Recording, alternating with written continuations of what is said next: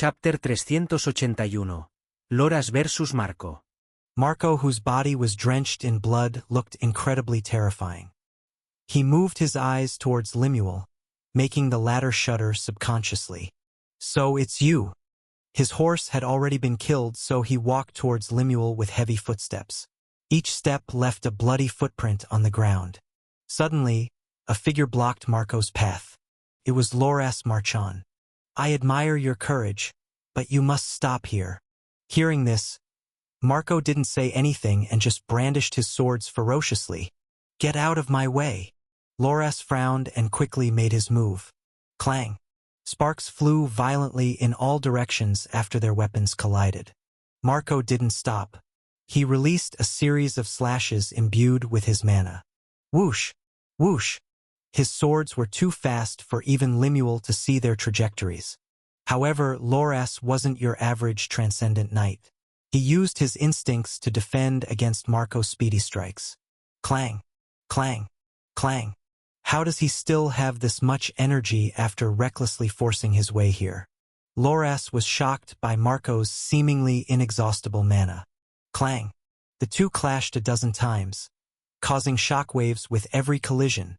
No one dared to get closer to them, afraid that they would be killed by the immense force of the two transcendent knights. Lemuel, who was watching their battle, was stunned. Loras was no ordinary fighter. He was even recognized as one of the strongest transcendent knights in Harun. However, such a formidable warrior was now fighting toe-to-toe against an exhausted warrior. Should I help Loras? He thought for a moment. He was confident in Loras' strength, but he didn't want another accident to happen. Thinking about this, Lemuel's eyes flashed with killing intent. He silently imbued mana into his horsetail whisk and squeezed his legs, urging his mount to move forward. In the next moment, he swung his horsetail whisk, bringing about a multitude of wind blades that hurtled towards Marco. Whoosh! Whoosh! Marco was focused on his battle with Loras, so he failed to detect the sneak attack. "Lemuel, are you looking down on me?" Loras swung his warhammer and erased the wind blades from existence. Boom! Marco was taken aback. He realized that those wind blades were aimed at him, but why did his opponent block them?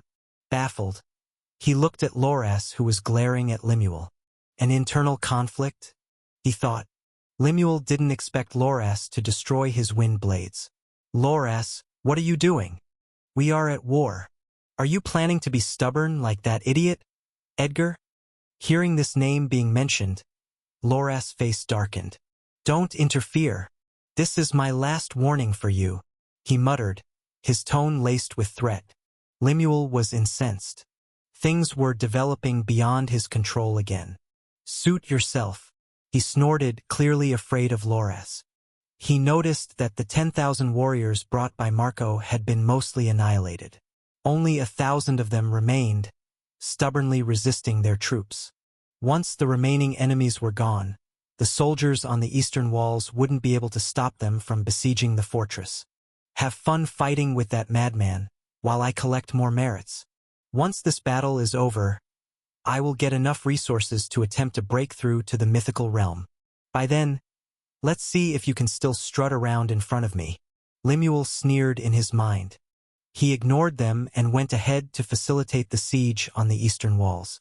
However, just when he was about to strike the remaining 1,000 soldiers, he heard a commotion from the eastern gates. For Astania, thousands of cavalrymen suddenly poured out from the gates, rushing towards them with overwhelming momentum. Moreover, he recognized the two people leading the charge. It's them. One was the man who killed Edgar, while the other was the man who had almost killed him. He subconsciously stopped his mount, hesitating to join the battle. He gritted his teeth and chose to remain in the back lines. "I will preserve my strength for now. Once they are exhausted, I will lead my men to demolish them," he told himself, but he knew that he was only making excuses. However, he wasn't the least bit ashamed. History is written by victors. "I will win this war and leave a legendary mark in Harun's history." While he was daydreaming about the future, more than 50,000 cavalrymen had already stepped out of the eastern gates. Leading them were Alaric and Galaner. At this moment, Alaric noticed Marco fighting with another transcendent knight further within enemy lines. "Galliner, follow me," Alaric shouted as he urged his horse to move towards Marco's location. Hearing his words, Galliner followed him without hesitation. The two led a small unit composed of 50 elite knights to push their way into the heart of the enemy's formation. Harun's troops blocked their path, preventing them from advancing further. Seeing this, Alaric snorted. He didn't even bother to use his sword techniques against these cannon fodder. With a series of casual strikes, he killed hundreds of enemies. The corpses of those he had killed turned into ice and broke into tiny fragments. Galliner and the others were already used to this, so they weren't surprised. But Harun's troops were terrified after witnessing his unusual power. With Alaric's intimidating power, the enemies subconsciously made way for them. Lemuel, who was watching this, was furious. "What are you idiots doing? Stop them at once. Don't let them destroy our formation," he roared. Once their battle formation collapsed, they would be pushed back by the enemy. How could Lemuel allow this? "Shield bearers, porcupine formation. You must hold out even if you bleed. The rest of you encircle them. Once they are surrounded, kill them." Lemuel issued a series of commands. The military officers quickly relayed his orders to the troops. In the next moment, a battalion of shield bearers consisting of 800 men suddenly blocked Alaric's group from advancing. However, Alaric didn't seem to have the intention of slowing down. He gathered mana into his short sword and activated its engraved ability. "Destroy them," he shouted coldly. Chapter 382. He got me good. Galliner took the initiative to lead the charge. He was followed closely by Alaric and 50 elite knights. In the next moment, Galliner grunted as he swung his broadsword, his overwhelming mana pouring out like a violent wave. Boom! The shield-bearer unit that had formed a defensive formation couldn't even withstand his strike and was viciously torn apart. Blood-curdling screams echoed as the small unit led by Galliner and Alaric tore through the shield-bearers with unstoppable force. It was a bloodbath. The shield-bearers, known for their tough bodies and strong defensive abilities, didn't even last a few seconds under their ruthless attack.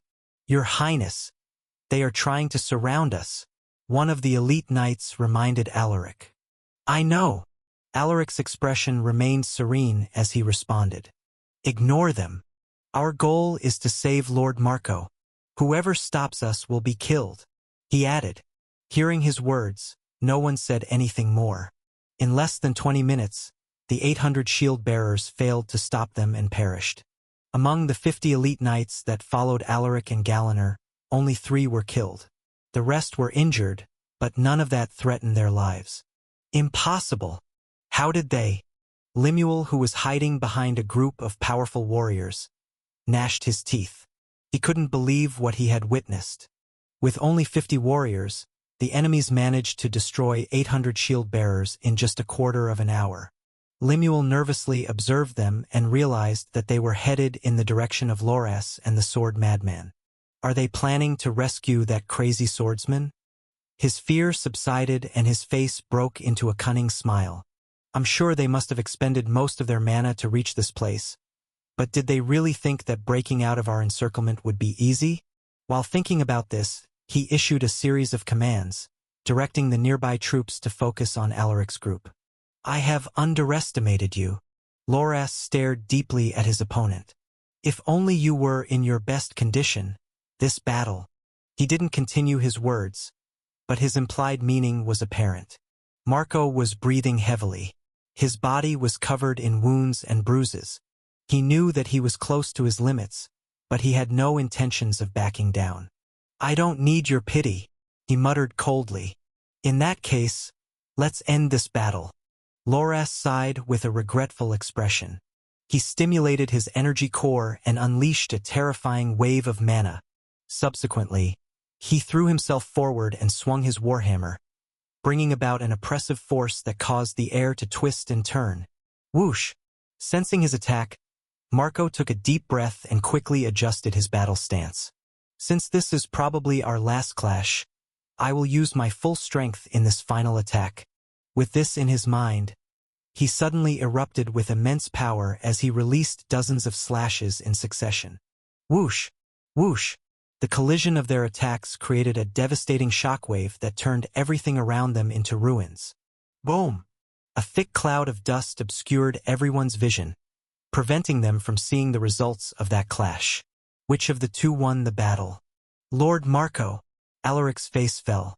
He felt Marco's aura weakening to a dangerous level and he could barely perceive his presence. When the dust subsided, everyone saw Loras standing still with an expressionless face. However, there was a terrifying cut that stretched from his right shoulder down to his left hip, revealing his ribs. In front of Loras was a figure holding a broken sword. He was drenched in blood, his body full of cuts and bruises. His legs had been broken, so he just sat on the ground, grimacing. It was Marco, barely clinging to his life. Just when Loras was about to deliver the final blow, an overwhelming sense of terror suddenly gripped his heart. Out of instinct, he tilted his body and retreated with a big leap. Boom! On the spot where he was standing just now appeared a fissure caused by a slash. Loras frowned as he turned his head to where the slash had come from. He saw a young warrior wearing gaudy armor with a red cape. He had a cold look on his face as he brandished his swords to kill the soldiers who were blocking his path. With my current condition, that slash would have killed me if I hadn't evaded in time. He was surprised to see the attacker. In his decades of experience on the battlefield, he had never seen a transcendent knight as young as this man. His instincts were screaming at him to retreat. However, Loras didn't retreat. Instead, he adjusted his stance and imbued more mana into his warhammer. With a fierce look, he shouted, "Come at me!" Surprisingly, the young transcendent knight didn't attack him again. He just scooped the severely injured Marco and retreated with his men. So their goal was to save that swordsman. Who is that young warrior? Loras furrowed his eyebrows. He wanted to pursue them, but his wounds suddenly opened up. Gritting his teeth, he injected mana into his wounds to temporarily stop the bleeding. "Commander Loras, please return with me to have your wounds treated." A concerned voice drifted into his ears. He turned his head and saw one of his subordinates rushing towards him on horseback. Loras didn't reject him. Given his condition, he wouldn't be able to fight properly. He really got me good, he thought as he looked at the gruesome wound on his chest. "Your Highness, we have been surrounded." Alaric frowned. The elite knights they brought had mostly consumed their mana. All of them were also injured. Breaking out of the encirclement would be difficult given their situation. "It looks like I have no choice." He lifted his head and made a whistling sound akin to a bird's cry. Roar! In the next moment, a gigantic beast appeared in the sky, flapping its wings majestically as it looked down upon the mountain. Chapter 383. Griffin Knight's Order Attacks. It's the catastrophe-grade monster. Harun's troops were terrified when they saw Zephyr revealing itself. All of them had seen this beast fight against two mythical knights without being defeated. Suddenly, Zephyr swooped down and spewed flames upon the soldiers of Harun, burning them into ashes in a matter of seconds. In just the blink of an eye, thousands of soldiers were killed. Alaric's group took the chance to carve out a path while the enemies were focused on Zephyr. They fought relentlessly, leaving a trail of blood in their wake. With their efforts, they finally managed to escape the enemy encirclement and found their way back to allied positions. Alaric didn't waste any time and headed straight to the eastern gates while carrying the unconscious Marco. "I need a healer here. Quick!" he shouted. A group of medical practitioners immediately rushed over upon hearing his words. Seeing them, Alaric jumped off his horse and handed Marco to the group. "Please take care of him and make sure that he will recover to his best form." "Yes, Your Highness." The medical practitioners solemnly nodded. They had seen worse cases than Marco's, so they were confident that they could bring him back to his peak with enough time. Alaric didn't linger and climbed onto his horse. The battle was far from over. Now that he had summoned Zephyr, the enemy's mythical knights would definitely make a move. Thinking about this, Alaric rushed out of the eastern gate to rejoin the battle. At this moment, Zephyr had already killed more than 20,000 soldiers on its own. However, its carnage was put to a stop when two formidable warriors appeared in front of it. "We meet again, beast." It was Dantos who had his arm cut off on their first battle. With the help of their healers, he had already regenerated another arm.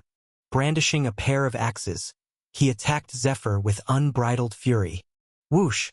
Whoosh! Zephyr blocked his axes with its sharp claws, causing sparks to fly out violently. Clang! Clang! Suddenly, a blue arrow shot towards the beast with unbreakable speed. Whoosh! Roar! Zephyr emitted a furious roar and spat out a burst of flames. The blue arrow quickly melted under the intense heat. TSK. Roger clicked his tongue. A mythical knight wouldn't be able to easily destroy that arrow, but the monster managed to melt it with its flames in just a second. This was the power of a catastrophe-grade beast. Zephyr flew and lured them away from the mountain. "We need to kill it quickly." Dantos and Roger knew its intentions, but they still chose to follow it. Alaric, who was watching their battle, narrowed his eyes upon seeing this. "It's about time to reveal our trump cards. Release the signal," he shouted to the warriors atop the eastern walls. Hearing his words, the warrior responsible for sending the signal immediately released an arrow into the sky. When the arrow reached its peak flight, it exploded into a beautiful firework. Atop the walls of the main gates, Giovanni was facilitating the defense when he heard an unusual explosion coming from the eastern side of the fortress. Seeing this, he took a deep breath and mumbled, "The time has come. Griffin Knight's order, heed my command. Head to the eastern walls and destroy the enemies," he roared. As soon as his words fell, the Griffin Knight's order led by Kristen flew towards the eastern side of the fortress. Among them was Ignatius, who had disguised himself as an ordinary Griffin Knight. "I can feel them." Ignatius' spiritual perception detected the mythical knights battling the draconic lion. In a few minutes, they arrived at the eastern walls and saw the warriors from both sides engaged in a brutal battle. "Crush them," Kristen's furious voice echoed. With his command, the Griffin Knights controlled their mounts to dive into the enemy lines. Their unexpected appearance caught the enemies by surprise. The Griffin Knights' order unleashed murderous carnage, killing thousands of warriors in just a few breaths. Harun's warriors tried to stop them, but the Griffins were too fast and difficult to kill. No arrows or artillery managed to hit them, leaving them completely helpless. The battle, which was in a stalemate, suddenly took a turn with the appearance of the Griffin Knights' order. In another 15 minutes, the enemy troops, which numbered close to 200,000 during their attack, was reduced to 80,000. It was a disastrous loss. Lemuel, who was in the middle of the chaos, was ashen-faced. He was so close to reaching his goal, but they had stopped him time and again. Damn, they actually had an aerial unit this powerful. He knew in that moment that there was no hope for them to win. "Sound the horns. We are retreating," he shouted in a hoarse voice, his face looking unsightly to behold. Brahm! With the blaring sounds of the horns, Harun abandoned their targets and quickly retreated. "Don't let them escape. Kill them all," shouted Alaric as he urged his horse to move faster while chasing the enemies. His horse galloped like the wind, quickly approaching the retreating enemy troops. Under his leadership, they chased after the enemies, killing another 10,000 in the process. Dantos and Roger were battling with the draconic lion when they sensed a fearsome aura rapidly moving towards them. "Someone's coming." Roger was alarmed, his eyes narrowing. Both mythical knights turned their heads and saw an old man dressed in steel armor with a golden cape. It was Ignatius, who had removed his helmet. "Fancy meeting you two here. Do you remember me?" Ignatius smiled faintly at them. Dantos frowned. He couldn't remember someone like this old man from his memories. However, Roger, who was older than him, recognized Ignatius. "It's you, Ignatius Firecrest." Roger was filled with disbelief. "How are you still alive? I thought you died during that battle." Ignatius chuckled, amused by his words. "Even an old fart like you managed to survive. Do you think I will die so easily?" Chapter 384. Death. Roger's expression darkened. Ignatius was no ordinary expert. He was a four-ringed beast soul grandmaster who possessed powerful flame-type monster integrated traits. With his enormous power, he could fight 2 to 3 mythical knights on his own. Even he wasn't confident about facing a man of this caliber. Not to mention that there was also a catastrophe-grade beast. Roger silently gathered his mana while observing the old man's movements. "Lord Roger, who is this old bastard?" Dantos asked with a frown. "This idiot," Roger cursed in his mind. Dantos was a newly promoted mythical knight who had just advanced several years ago, so it was normal for him not to know the identity of Ignatius. Only those old freaks who had participated in that battle half a century ago would be able to recognize him. "Listen carefully, Lord Dantos. That man is someone we can't defeat, so when I give the signal, you must retreat immediately," Roger warned him. Hearing this, Dantos was stunned. Just who is that old man? Why is Lord Roger afraid of him? He could see the urgency in Roger's face, something that Dantos had never seen before. While he was occupied by his thoughts, Roger's voice suddenly drifted into his ears. "Now go!" Dantos instinctively retreated when he heard Roger's words.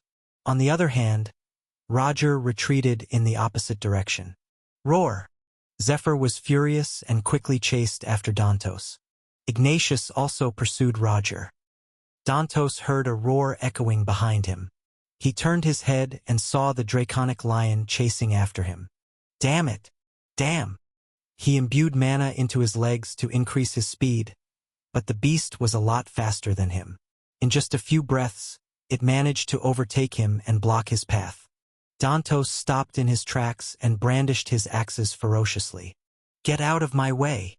Whoosh! Whoosh! Facing his attacks, Zephyr casually swiped its claws and struck down with raw, unbridled might. Bang!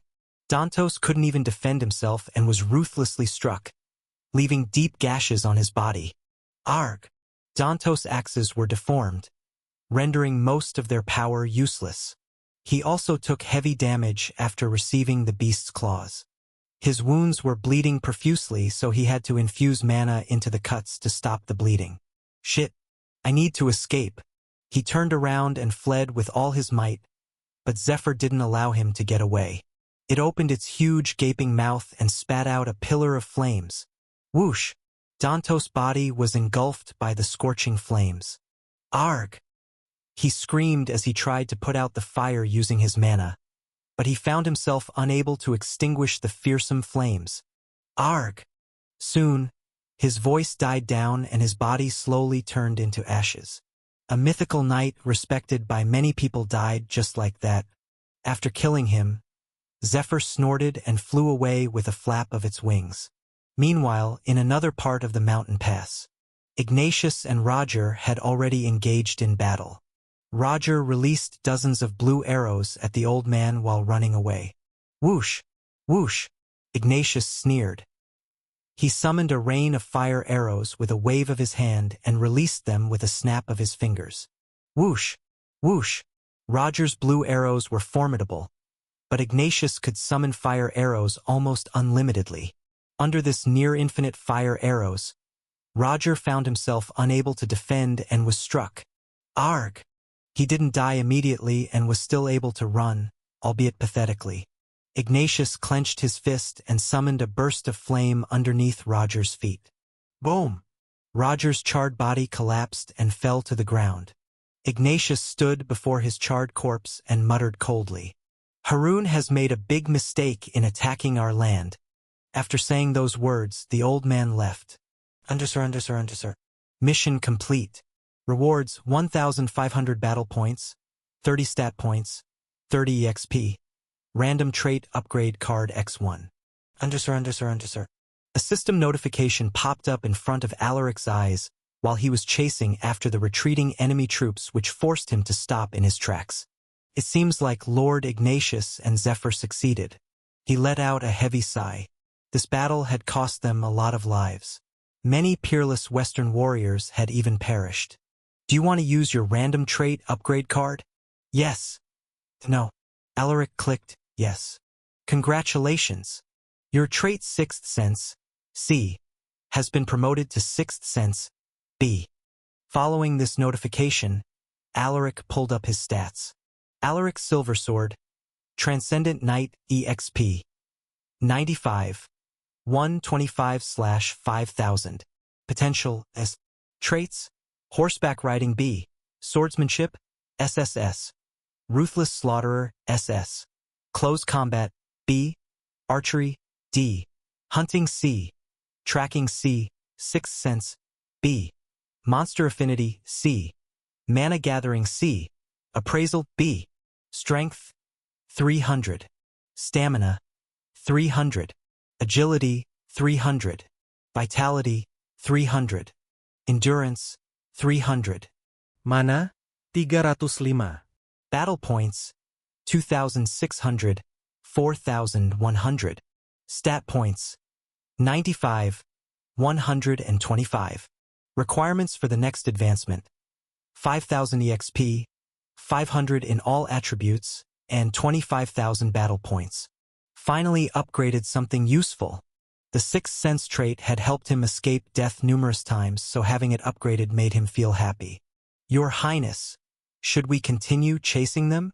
Galanor's voice suddenly drifted into his ears, pulling him from his thoughts. Alaric closed the system. He nodded his head. The enemy's morale is low. We must kill as many as we can, but return immediately once they move too far away from the mountain pass. Yes, Your Highness. Galanor saluted and left right away to relay his orders to the troops. This battle should be over, right? Alaric thought to himself, but as if to answer his question, another notification appeared in front of him. Undersir. Mission, Haroun's Invasion 3. Mission difficulty, hard. Having killed 2 of their mythical knights, Haroun's military is left severely weakened. Send your troops into enemy territory and occupy 3 cities. Mission rewards, 1,500 battle points, 100 EXP, 50 stat points, equipment upgrade card X1. Undersir. Seeing this, Alaric took a deep breath and narrowed his eyes. He then lifted his head and looked at the horizon, his gaze unfathomable. The war is not over after all.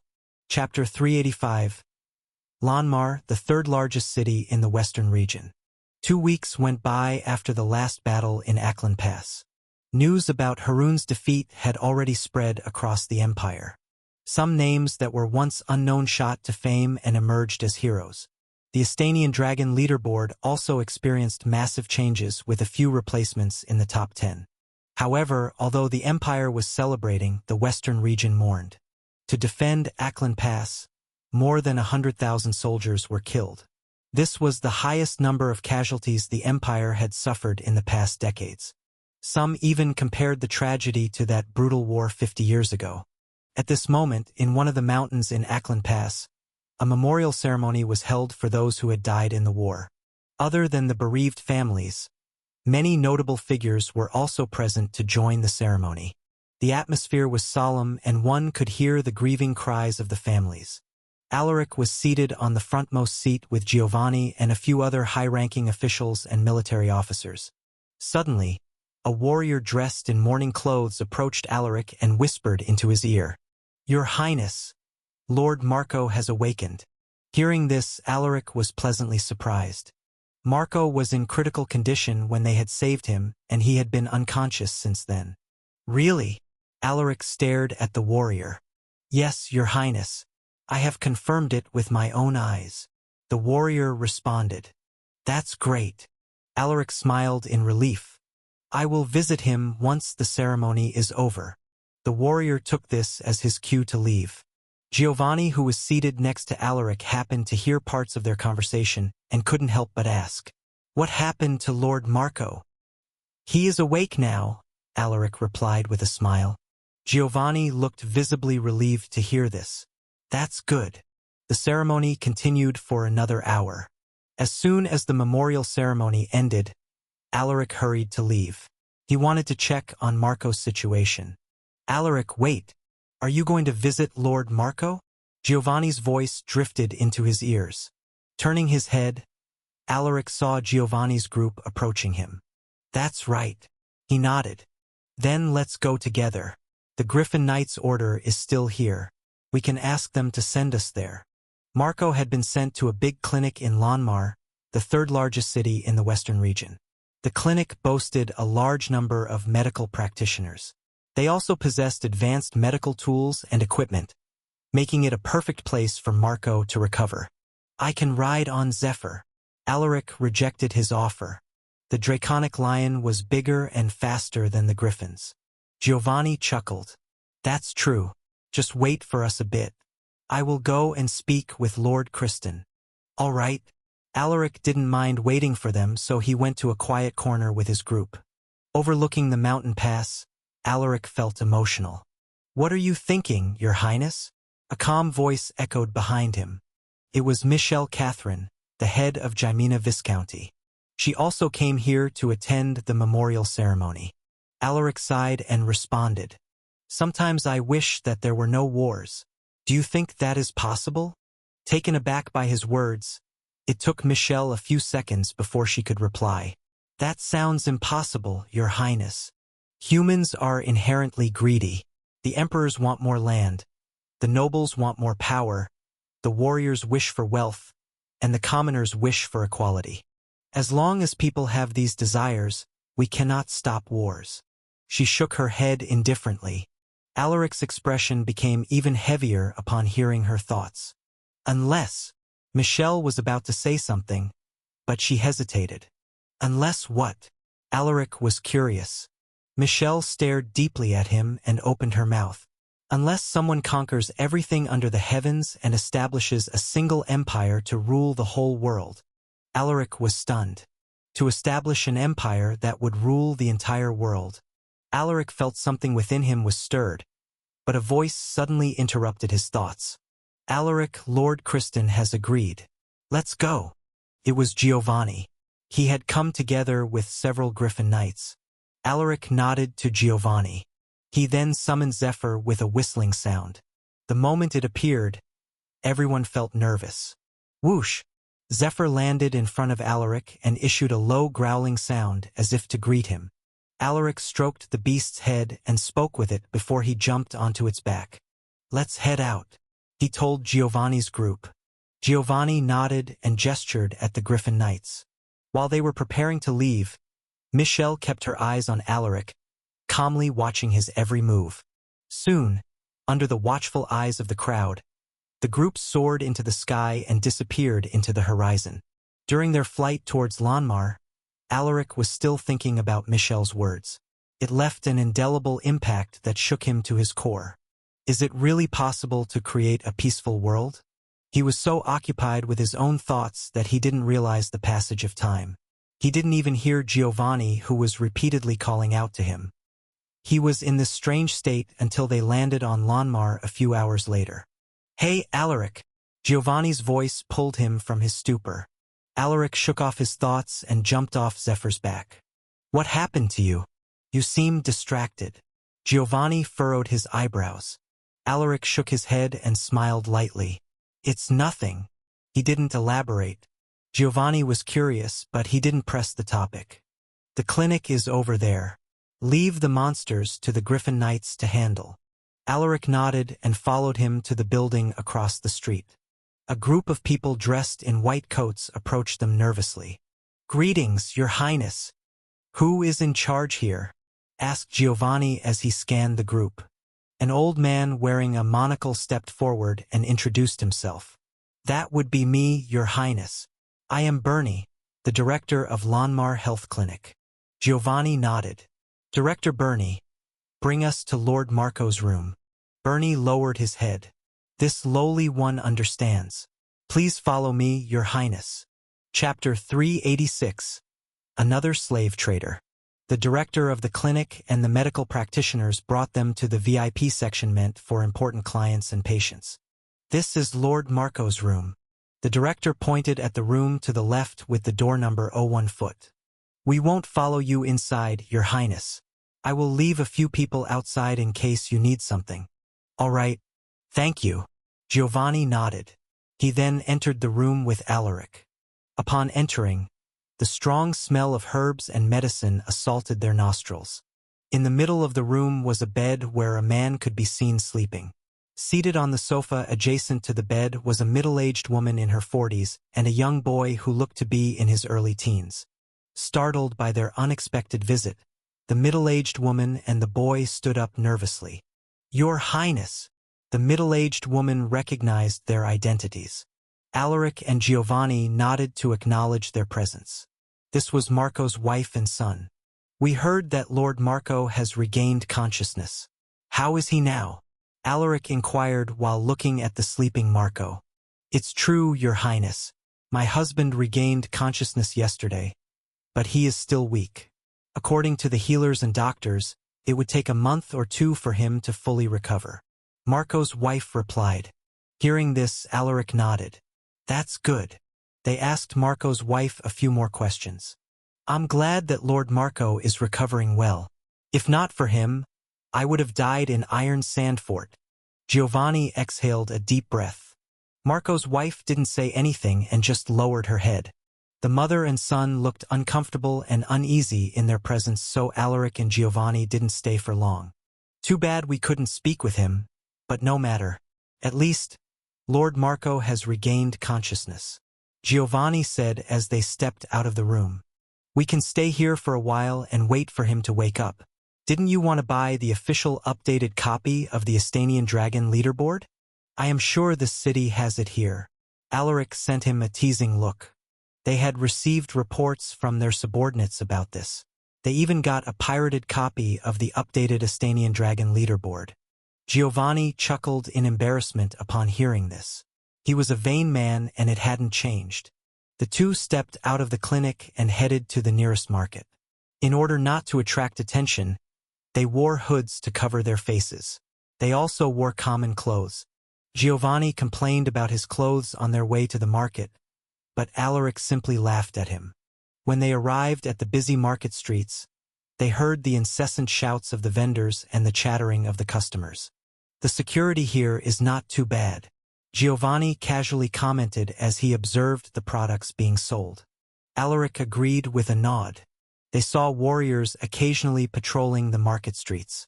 Under the watchful eyes of the warriors, no one dared to cause trouble.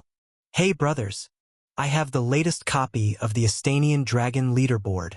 It's not too expensive. Just 1 silver coin." A middle-aged vendor called out to them while showing off a small booklet. Giovanni glanced at him in disdain and muttered, "You want to sell a pirated copy for 1 silver coin? Who are you trying to fool?" The vendor squeezed out an ugly smile and immediately corrected himself. "Ha, you heard me wrong. I'm only selling this copy for 35 copper coins." Giovanni sneered. He ignored the middle-aged vendor and walked away with heavy strides.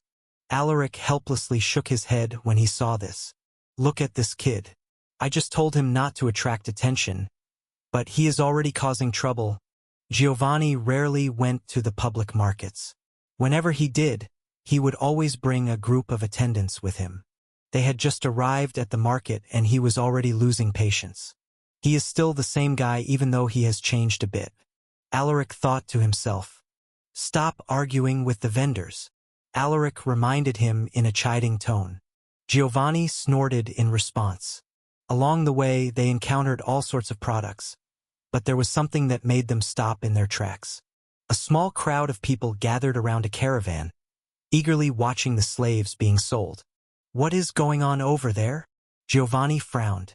Alaric wasn't unfamiliar with this sort of situation. "They are trading slaves." Hearing this, Giovanni revealed a look of interest. "Let's go and take a look." He didn't wait for Alaric's response and walked towards the caravan. Seeing this, Alaric could only helplessly follow. "Is there anyone interested in my products?" The trader was a brown-skinned, middle-aged man with a flat nose. He was scanning the gathered crowd, searching for a potential buyer. Unfortunately, no one seemed to be interested in his products. To be precise, no one could afford to buy his slaves. This was because his slaves were mostly warriors who possessed mana. These types of slaves were too expensive for the average citizen. With a sigh, the trader shook his head in disappointment as he mumbled, It seems like I have to go to another marketplace. Just then, a person draped in a black hood suddenly approached his slaves, observing them with a look of interest. Feeling annoyed, he shouted, "Hey, don't touch them." Giovanni ignored him and continued to observe the slaves. "You have some excellent slaves. How much are you selling them for?" He was attracted to a beautiful slave who seemed to be in her late 20s.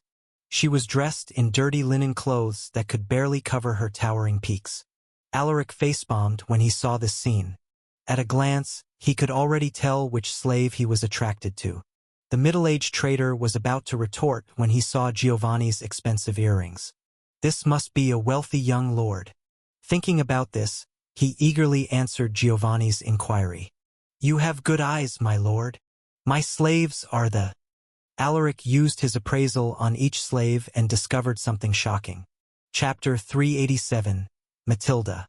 Matilda, one-ringed beast soul novice, EXP. 3/500. Potential, S. Integrated monster traits. Lustful cauldron, S. Traits, intimate lover, S. Singing, A. Dancing, B. Painting, B. Calligraphy, B. Strength, 11. Stamina, 10. Agility, 10. Vitality, 18. Endurance, 12. Mana, 69. Alaric had a weird look as he watched a particular slave who had her head lowered. Her potential is high, but what's wrong with her traits and her integrated monster trait? She had the most peculiar traits he had ever seen. Alaric approached the woman and muttered, "Lift your head." The woman quivered upon hearing his voice and lifted her head nervously. She looked like someone in her late teens or early 20s. Her face was surprisingly clean for a slave, and her facial features also looked appealing. She had long black hair and a pair of enchanting monolid eyes. Alaric furrowed his eyebrows. Her facial characteristics were something common to the women of Veronica, another neighboring empire of Estania. "What's your name?" Alaric asked probingly. He had a feeling that this woman wasn't so simple. "Rem," the woman answered with a scared look. Hearing this, Alaric frowned. If he didn't have the appraisal trait, he wouldn't have known that she was lying. Her acting skills were also very good. Is she a spy from Veronica? Thinking about this, Alaric grabbed the trader who was busy chatting with Giovanni. "How much for this woman?" The trader was initially furious, but when he heard that he was asking for a price, he beamed. "You have good eyes, my lord. This woman is of Veronican descent, so she is quite rare." The trader thought for a moment before he randomly blurted out a number. "How about 300 gold coins?" Alaric nodded. He rummaged through his pockets and took out 3 golden notes which were valued at 100 gold each. "I want her." Alaric handed the golden notes to the trader without bothering to bargain. This?" The trader was momentarily stunned. He was already thinking of dropping the price, but this customer didn't even bother to bargain with him. Damn it, I should have increased the price. He was filled with regret, but he didn't show it on his face. With a candid smile, he accepted the 3 gold notes and stuffed them inside his inner pocket. "This woman is now yours, my lord." Alaric nodded. Giovanni, who was hesitating to buy, was surprised to see this, but he quickly sent Alaric a knowing smile. "I will buy this woman too. Give me a price," he told the slaver trader while pulling the big-breasted slave. The slave trader beamed and opened his mouth. "That woman is also special, my lord. She is a knight from Harun, so her price is a little bit higher, for 100 gold coins." Giovanni's mouth twitched, but he didn't want to lose face in front of a lot of people, so he grabbed 4 golden notes from his pocket and handed them to the slave trader. "Here." The slave trader's smile widened after taking his payment. "Ha ha ha. Good choice, my lord. If you are done, let's go," Alaric whispered to Giovanni. He noticed that they had attracted a lot of attention. If they dawdled, someone might recognize them. Giovanni also noticed that the crowd had doubled, so he nodded. "All right, let's go." Without hesitation, the two took their slaves and disappeared into the crowd. "Alaric, why don't we find somewhere to stay? We've been walking for a while now. whispered Giovanni as he nudged him with his elbow. How could Alaric not understand his intentions? If it were any other time, he would have ignored him. However, he wanted to know more about the slave he bought and see if he could gain some information from her. Fine. Giovanni grinned. A moment later, the group arrived at a local hotel which was relatively high-end. I will see you later. Giovanni sent him an ambiguous smile before pulling his slave to their room. After he left, Alaric turned his head to Matilda. Follow me. Matilda followed him and stared at his back with a contemptuous look. All men are the same. Upon entering their assigned room, Matilda undressed herself and clung onto his arm as she whispered in a sultry voice, "Let me serve you, my lord." Turning his head, Alaric saw her staring at him with undisguised lust.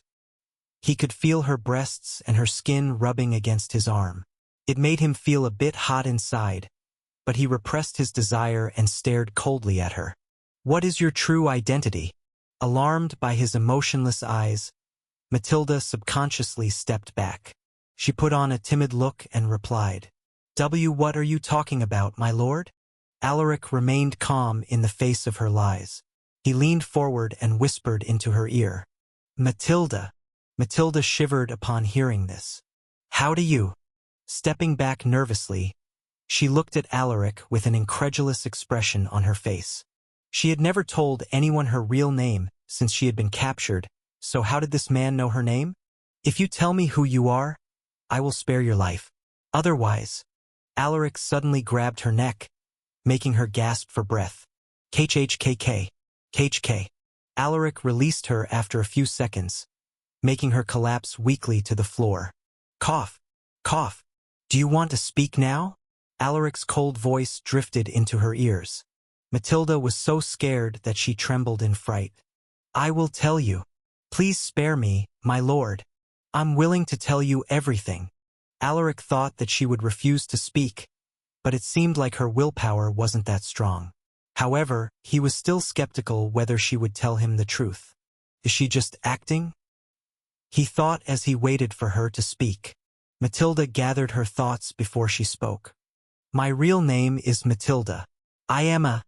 According to her, she was the daughter of a merchant household in Veronica, but her father unintentionally offended a powerful family after rejecting a marriage proposal for his daughter.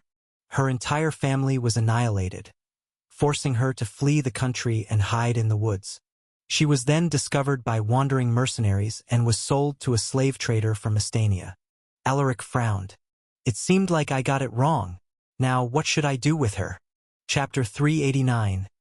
Updated Estanian Dragon Leaderboard Ranking. About 2 hours later, under Matilda's tearful begging, Alaric finally stopped ravaging her body. In those 2 hours, Alaric didn't get another EXP, but he wasn't too disappointed. He had finally discovered another way to farm EXP, but he still needed to find out how much EXP he could get from engaging in intimate activities with Matilda. Alaric turned his head and saw a weary-faced Matilda sprawled all over the bed, her body covered in bodily fluids that emitted a strange smell. Sensing his gaze, she instinctively covered her naked body and pleaded, "Please, my lord, I can't take it anymore." Alaric felt a bit guilty when he saw this. "Clean yourself up. We will be leaving soon." Without waiting for her response, he wore a bathrobe and headed to the hotel's public bathroom. Matilda watched him leave the room with a complicated look on her face. Alaric hadn't told her about his identity, but she knew that he was a very powerful warrior from the overwhelming pressure he exuded. She guessed that he possessed a strong background, so she could only abandon all hopes of escaping. Grimacing, she got up with great difficulty. What will become of me? The uncertainty of her future brought her a sense of fear and anxiety. When Alaric entered the public bathroom, he saw Giovanni coming out. Giovanni also spotted him and hurried to his side. "Alaric, I thought you had already left." The guy grinned from ear to ear as he boasted about his experience with the big-breasted slave. "That woman is a knight of Haroun. You should be careful lest she slit your throat in your sleep." Alaric warned him. Although the slaves were equipped with a slave bracelet that forced them to submit, There were still times when these slave bracelets would lose their effectiveness, which would give them enough time to harm their masters. Giovanni chuckled at his words and responded in disdain. "What can a mere knight do to me?" Alaric shook his head and no longer bothered to argue with him. "Alaric, how about we do her together? I think that would be interesting. That girl is quite stubborn, and I think she still needs more training," Giovanni suddenly suggested with an ambiguous smile. Alaric frowned and pushed him away. "Move. I need to clean myself." He then entered the bathroom without looking back. Giovanni smirked. "Look at that pretentious kid."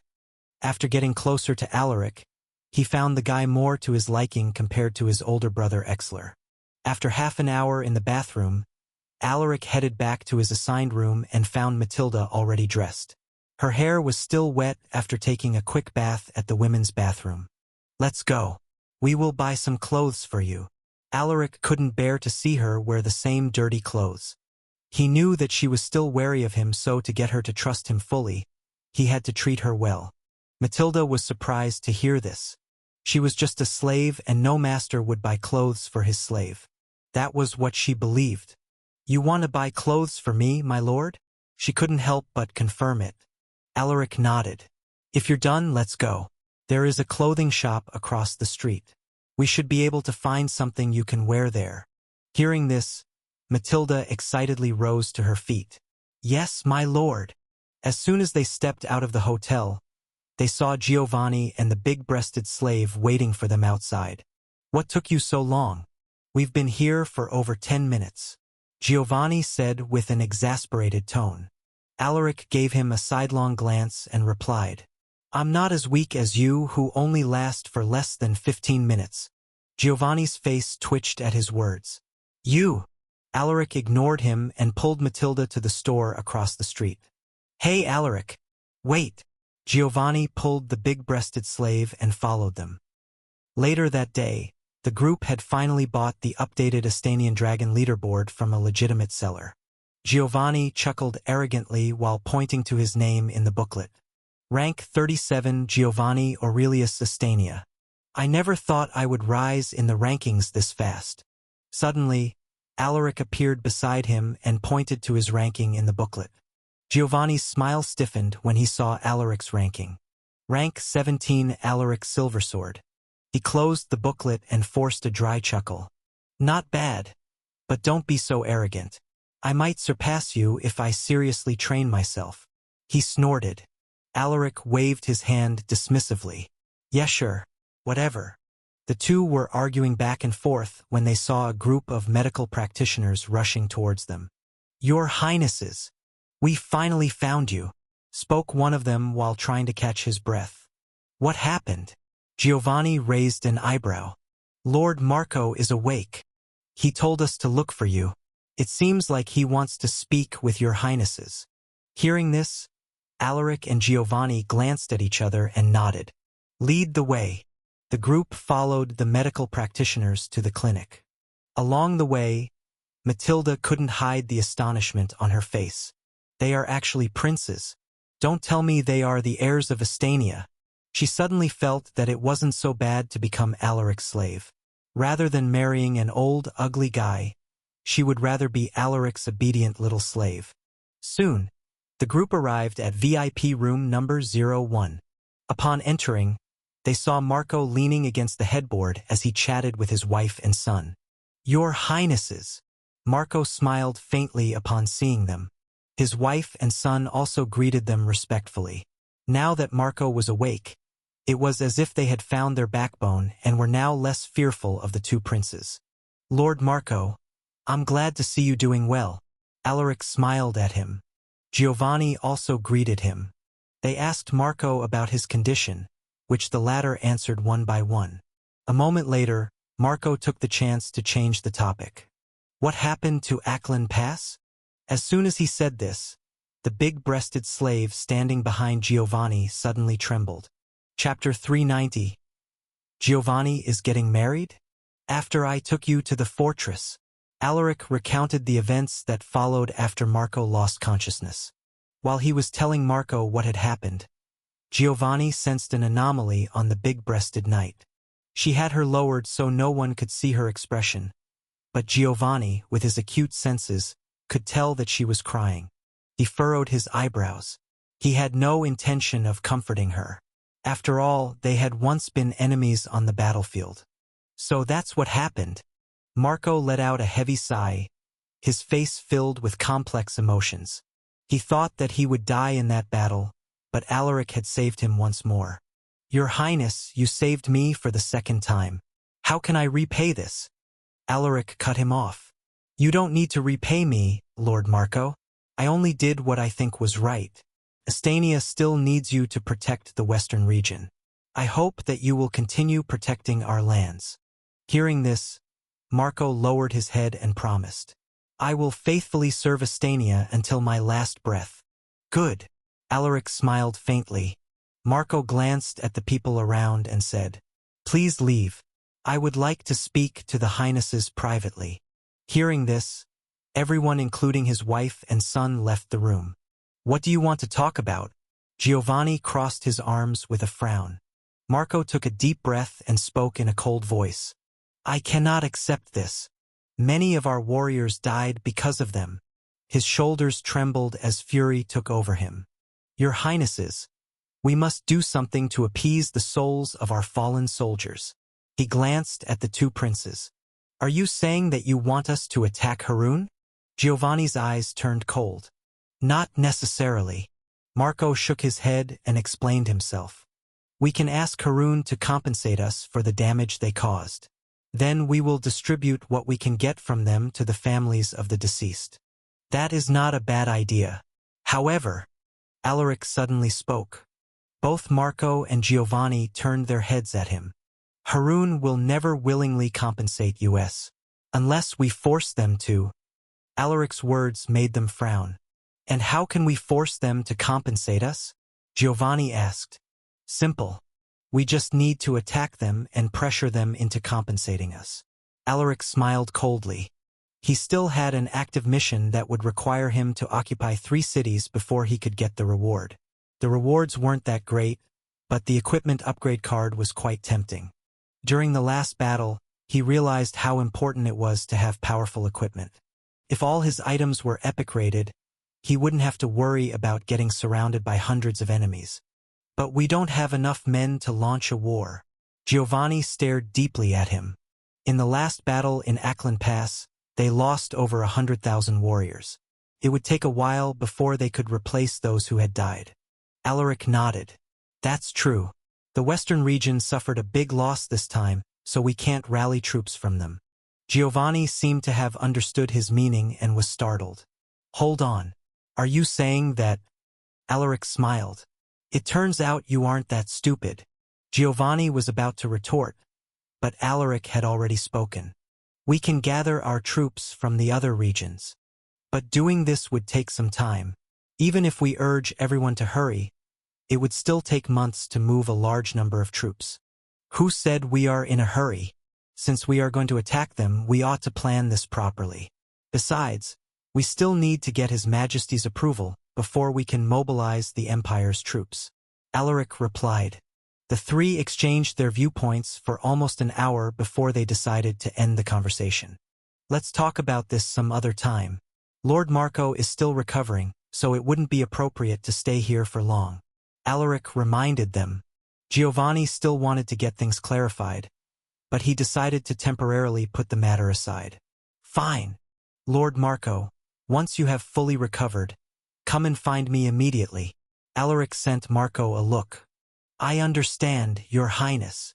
Marco nodded. Then we will be leaving first. If you need anything, just send someone to find me. After bidding him farewell, Alaric pulled Giovanni out of the room. When they stepped out of the room, they saw that everyone was still waiting outside, chatting about random things. Your Highnesses. They greeted the two as soon as they stepped out of the room. We are leaving. Alaric nodded to Matilda. Marco's wife and the medical practitioners sent them off. Upon leaving the clinic, Giovanni glanced at Alaric and asked, Where are we headed next? I will return to the north. I need to gather more soldiers, so I must speak with the northern leaders. Alaric responded in a stern voice. The mission wasn't urgent, so he wanted to return to North Pinetown to see his family. Are you going to see your newborn sister? Giovanni smiled. He had heard from his informants that Lucas's wife, Maria Keller, had given birth to a girl.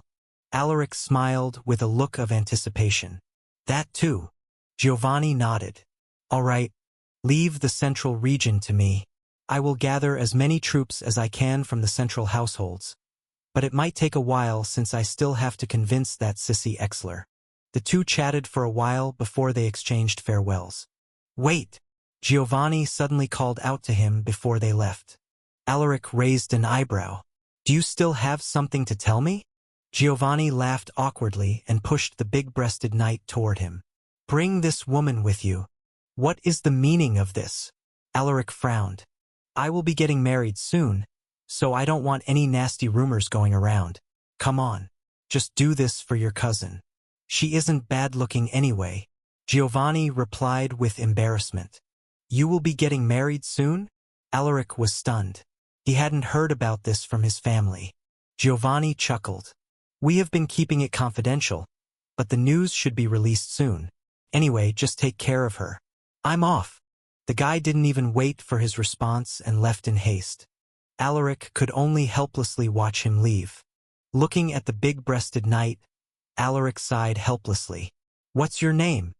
Chapter 391. Murder in the Town Hall.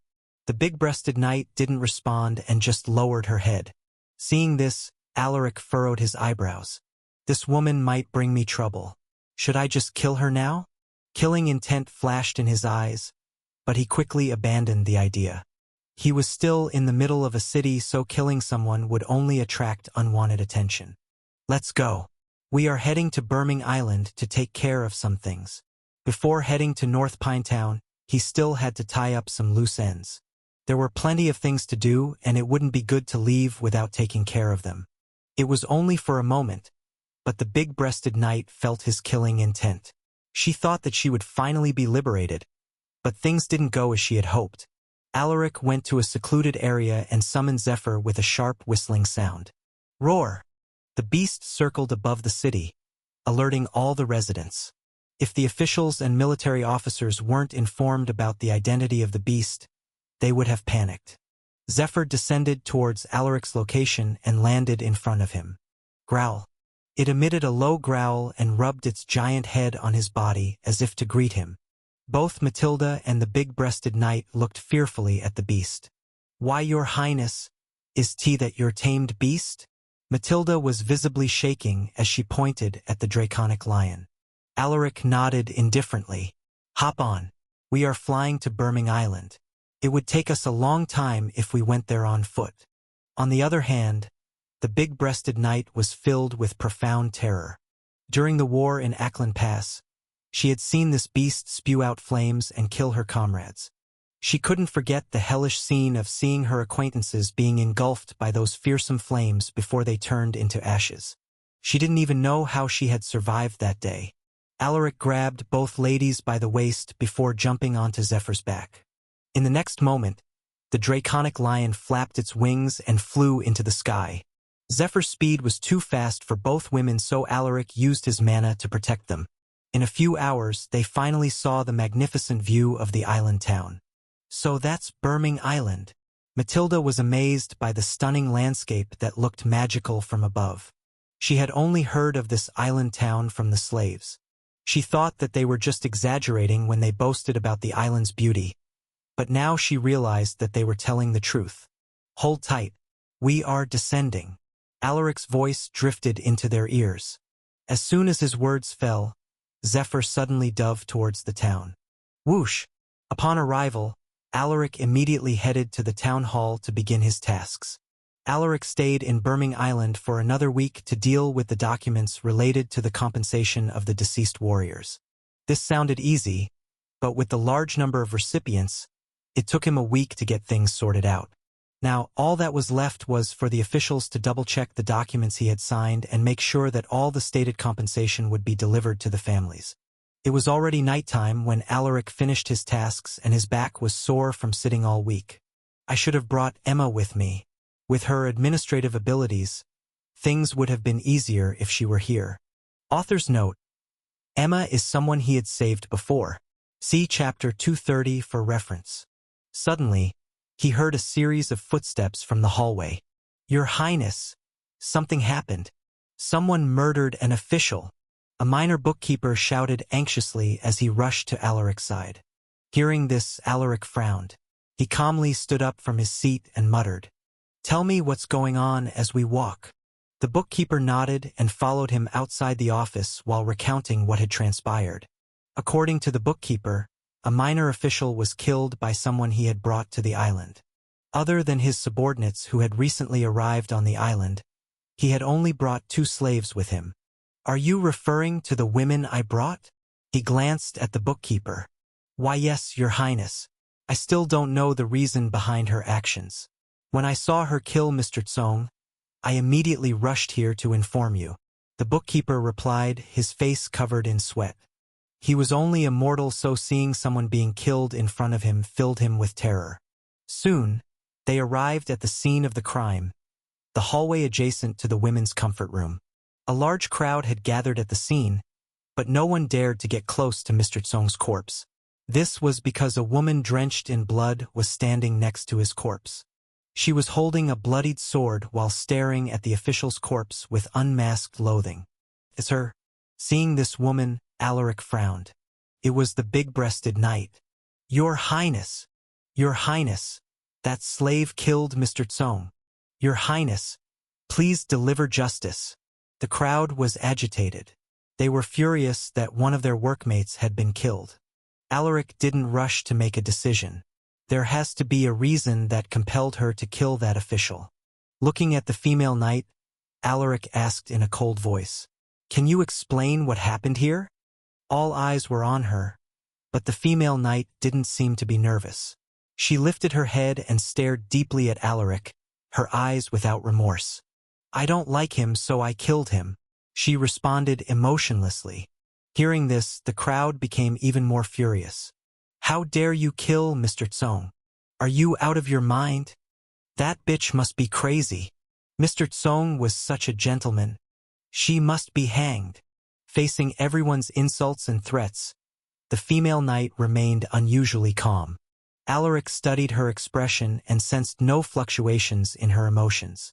Did she do this intentionally to get herself killed? Since following him to Birming Island, this woman had never told him anything about herself. If not for his appraisal trait, he wouldn't even know her name. She would do all the tasks he would give her, but she had never once engaged in a proper conversation with him.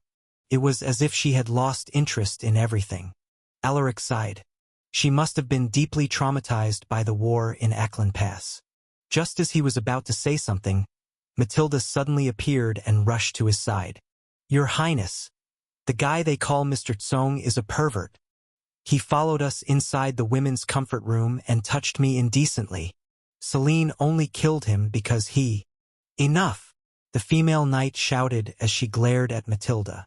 She then turned her head towards Alaric and muttered, "I am ready to face my punishment." Alaric let out a heavy sigh and shook his head. Is what Matilda said true? The female knight named Celine didn't respond and just stared at him. Alaric understood the gist of it, but he didn't believe Matilda right away. He sent the bookkeeper a look and instructed, "Bring the investigators here and tell them to investigate the victim." The bookkeeper was still scared, but he acknowledged Alaric's command. "Yes, Your Highness. The rest of you may leave." Alaric dispersed the crowd. Everyone was disgruntled, but they didn't dare disobey the prince. In half a minute, the hallway was closed off, leaving only Alaric and the 2 ladies. "Celine, right? Follow me. I have to detain you while the investigation is underway." "But Your Highness, Celine is innocent," Matilda exclaimed at the unfair treatment. "Whether she is innocent or not, it will be proven later. We must follow the necessary procedures to make everyone shut up. If I use my authority to make a decision, others would only talk behind our backs. Besides, your friend doesn't want to cooperate, so we can only do this to prove her innocence." Alaric rubbed his temples in exasperation. He was already done with his task, but it seemed like he had to stay for another day or two to deal with this incident. Matilda no longer said anything after seeing his annoyed face. The female knight left her sword at the crime scene and followed them quietly with her head lowered. Upon stepping out of the town hall, they saw Michelle Catherine rushing towards them with an urgent look. "Your Highness, I heard that something happened. Has it been dealt with?" she asked, her eyes darting towards the female knight behind Alaric. Alaric shook his head and replied, "The incident is still being investigated. We will probably get results tomorrow." "I see." Seeing that he was not in the mood for a conversation, Michelle no longer said anything and just followed them quietly. Soon, they arrived at the town's prison. They saw that the mayor was already there together with some officials. "Your Highness." "Greetings, Your Highness." Alaric waved his hand. "This is the suspect. She will be detained until the investigation is over. Make sure that you keep an eye on her. Your subordinate understands." Chapter 392. Returning to North Pine Town. The investigators arrived soon after, and they immediately began their investigation. All the town hall employees and even the officials were interrogated. It was a sleepless night for everyone. Even Alaric couldn't sleep properly with all the commotion, so he could only do his daily exercises. At this moment, he was on the training ground of House Jamina's estate. "I haven't done my daily mission since I returned here." Alaric sighed helplessly. Most of his time was spent dealing with all the paperwork, so he didn't have the time to do his daily exercises. The only attribute he was able to increase was his mana. He also tried to exploit Matilda's lustful cauldron trait by engaging in intimate activities with her, but his EXP didn't increase no matter how many times he did it with her. Several hours later, he completed the final exercise and received his rewards. You received 20 battle points. You received 3 EXP. You received 3 stat points. I feel better now that I have let off some steam. He wiped off the sweat on his face using a towel. Alaric's Silver Sword, Transcendent Knight EXP. 125. 128/5000. Potential S. Traits: Swordsmanship, SSS. Ruthless Slaughterer, SS. Horseback Riding B. Close Combat B. Sixth Sense B. Appraisals B. Hunting C. Tracking C. Monster Affinity C. Mana Gathering C. Archery D. Strength 300. Stamina 300. Agility 300. Vitality 300. Endurance 300. Mana 305, 310. Battle points 4,100, 4120. Stat points 125, 128. Requirements for the next advancement: 5,000 EXP, 500 in all attributes, and 25,000 battle points. I already have 128 stat points, but I should keep them for now. I will distribute them if necessary. He closed the system screen and headed to the bathroom to remove the filth from his body. After a quick bath, he went to his room and drifted into sleep. The next day, Michelle Catherine informed him about the results of the investigations. According to her, it had been found out that the victim was actually an old pervert. A few female employees who had been victims of his actions spoke about their experiences. With the testimonies from the female employees and Matilda acting as the witness, Celine has been proven not guilty. She was later released from prison by the mayor himself. Those who had slandered Celine were also forced to apologize to her. The matter concluded before noon and the case was closed. I told you guys, Celine is innocent. Matilda glared at the town hall employees. The people who had been noisy yesterday didn't dare look at her, afraid that they would be punished for false accusations and defamation. Seeing that no one dared to speak, Matilda snorted before she went to Celine's side to comfort her. Celine, I'm glad that you have been proven innocent. Otherwise, I would be the first one to complain. She intentionally increased the volume of her voice as if she wanted Alaric to hear her. Celine didn't say anything, but she felt a touch of warmth upon hearing her words. She could feel that Matilda was genuinely concerned about her. Alaric sent them a look and said, "Pack your stuff. We will be leaving after lunch." He didn't want to waste any more time. He still had to gather the northern troops after taking a look at the situation in North Pinetown. Hearing this, Matilda could only hide the dissatisfaction in her heart. She thought that Alaric would care for her after taking her body, but the guy was still guarded against her. Other than the times when he needed to vent his desire, he wouldn't even bother to talk to her. Is he still suspecting that I'm a spy? Maybe he doesn't like Veronicans. Matilda was starting to misunderstand Alaric as someone who was racist against Veronicans. However, Alaric was unaware of her thoughts. The trio headed to House Jimena's main dining hall where a banquet had already been prepared. "Your Highness, I hope you will enjoy our local delicacies. If you like something, just tell me, and I'll have the chefs pack some for you." Michelle escorted him to his seat. "You even prepared a banquet for us. Thank you, Lady Michelle." Alaric smiled faintly at the Viscountess. "It is my honor to serve your Highness," she replied with a bow. During the meal, Alaric and Michelle discussed future cooperation. She even hinted that she would be willing to follow him to North Pinetown, but Alaric only replied ambiguously. Michelle Catherine was a capable woman, more so than most noble ladies he had encountered. However, Alaric thought that leaving her in the western region would be better for her growth. He wanted her to be his cornerstone figure for the faction he would build in the west. Alaric explained this to her and Michelle readily agreed. "Thank you for placing your trust in me, Your Highness. I will not disappoint you." Michelle was happy to get his support. With Alaric backing her, her goal to expand House Jimena's influence would be a lot smoother. "I enjoyed the food. Can you help me pack some snacks for these two?" Alaric said as he wiped his mouth with a napkin. "Your subordinate obeys." Michelle nodded with a light smile. She then beckoned to the servants and told them to prepare the best snacks for the two ladies. An hour later, the servants helped them tie the boxes which contained all their stuff on Zephyr's back. Other than Matilda and Celine, Alaric was also taking Dudu and her grandfather, Rewin, with him. A large crowd had also gathered at the estate to send them off. "I will leave Galliner and the others here. If you have orders for them, just give them the word. I have already told them to obey your instructions while I am gone." Alaric didn't plan to take Galliner and the others with him since they didn't have their own flying beast. Michelle was stunned by his words. Alaric was actually giving her the authority to command his troops. After gathering her thoughts, she bowed deeply. "I will put them to good use, my lord. You can rest assured." With Alaric's troops in her hands, no one in the west would dare to disobey her. Alaric was satisfied with her attitude and gave her a nod of approval.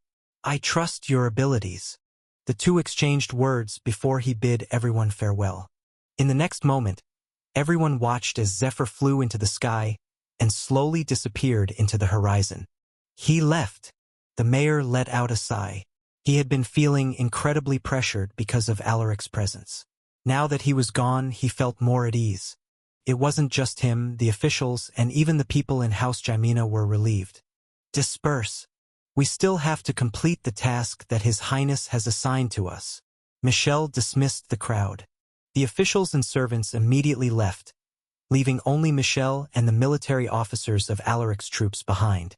Staring at the imposing warriors, Michelle was a bit nervous. She was only an elite knight, so she was still uncomfortable around stronger warriors. Noticing her gaze, Galliner stared at her and reminded her in a cold tone, "Lady Michelle, we will follow your instructions, but if I deem your orders inappropriate, then..." His words trailed off, but Michelle understood what he was trying to convey. "It looks like I need to build trust with these people," she thought, her eyebrows furrowed. A few days later, in the estate of House Silversword, Lucas was walking in the back garden with his wives, Maria and Jade. "I think the child likes the flowers here." Jade chuckled as she looked at the newborn baby in Maria's embrace. Lucas and Maria smiled at her words. Suddenly, Lucas felt a strong aura approaching them from a distance. He turned his head and narrowed his eyes. "What happened?" Jade frowned when she noticed his unusual expression. Maria also looked at him with concern. Something strong is coming, Lucas muttered as he stared intently in a certain direction. Wait, it's Zephyr, he exclaimed in surprise. He was also inwardly relieved that it wasn't an enemy. The eyes of the two mothers lit up upon hearing his words. Is Alaric back? Lucas nodded with a faint smile. He is, and it looks like he brought new people with him. In that moment, his perception fell onto the little girl who was hugging Alaric's leg. Strange. How peculiar. This little girl seems to be hiding a secret. With his powerful perception, he immediately sensed that something was off about this particular little girl. Her aura resembles that of a monster. Could she be? Realization dawned on him. How did that kid manage to find a half-monster during his trip? He was curious about what Alaric had been through in the West. Let's go. I'm sure Alaric will be happy to see his sister. Maria's voice drifted into his ears, pulling him from his thoughts. All right, let's go. Chapter 393, Gwenaëlle, my little sister. Alaric let out a smile as he looked at the bustling North Pine town. Is that your hometown, Your Highness? Matilda didn't seem to be impressed. After seeing the beautiful Birmingham Island and the magnificent cities in the west, she felt that North Pine Town was quite ordinary. Alaric nodded, not minding her reaction. That's right. It only started as a small village with dozens of families a few years ago. I am proud of what it has become. Looking at his peaceful smile, Matilda was surprised. Ever since they first met, she had never seen Alaric show such pure and genuine emotion. That is where you are going to live from now on. Alaric pointed at the estate, which was at the prime location of the town. It wasn't as grandiose as House Jimena's estate, and it couldn't even compare to the properties of some Western lords. However, the estate possessed something that those territories lacked: vitality and liveliness. From above, they could see the stern-faced guards monitoring the estate's security with utmost seriousness. They saw the servants happily doing their tasks with no signs of being forced. They could also see the innocent children playing with their families near their homes. Suddenly, Zephyr descended in front of the main mansion of the estate, where a large crowd had already gathered to welcome them. Whoosh! I am back, everyone, greeted Alaric as he jumped off Zephyr's back. It was only here that he could feel at peace. Here, he wasn't the Prince of Estania, but simply a minor noble's son. Only in this place could he temporarily forget his responsibilities as an heir to the throne. Welcome back, Your Highness. The servants and the guards greeted him excitedly. I am glad to see you safe, my son. Jade Christine looked visibly relieved to see him in good shape. She knew how brutal the battle in the West was, so she had always been worried about his safety. Now that she had seen her son unharmed, her worries disappeared. It's good that you are back, son. Lucas smiled as he patted his shoulder. It looked like he had a lot to say, but he held back since there were many people around. Your Highness, Elena called out softly. Alaric turned his head to her. She had grown noticeably more mature. Her fair skin had grown more tanned, and Alaric, with his sharp eyesight, could see the calluses on her hands. It seems like she had been training diligently while I was gone. She once mentioned that she was learning swordsmanship from Aaliyah. He thought that she would lose interest after some time, but looking at her now, it looked like he had underestimated her resolve. You worked hard, Elena. Alaric was about to pat her head, but his hand froze in midair. She is not a kid anymore. I should treat her. While he was hesitating, Elena suddenly stepped forward and grabbed his hand. I don't mind if it's you, Your Highness. She beamed at him. Hearing this, Alaric no longer hesitated. With a smile, he patted her head. I am proud of your growth, Elena. Ewa! Ewa! A baby's cry suddenly drifted into his ears. Alaric turned his head and saw a newborn child in Maria's arms, bawling while waving her little arms. Is she my? He approached Maria while keeping his eyes on the baby. Maria nodded with a motherly smile. Amen. Her name is Gwenaëlle, Gwenaëlle Silversword. Do you want to hold her? She asked while looking at her son. Gwenaëlle, my sister. Alaric felt a wave of joy. Can I? Of course. Maria chuckled as she carefully handed the baby to him. Alaric was a bit flustered. He had no experience in holding a baby, so he was very careful in his actions. He even gathered Mana into his arms so he could react immediately in case the baby would fall. The baby stopped crying as soon as he held her in his arms. She then looked at Alaric with her beautiful silver eyes which she had inherited from Lucas. Abubu abubuha. The baby mumbled.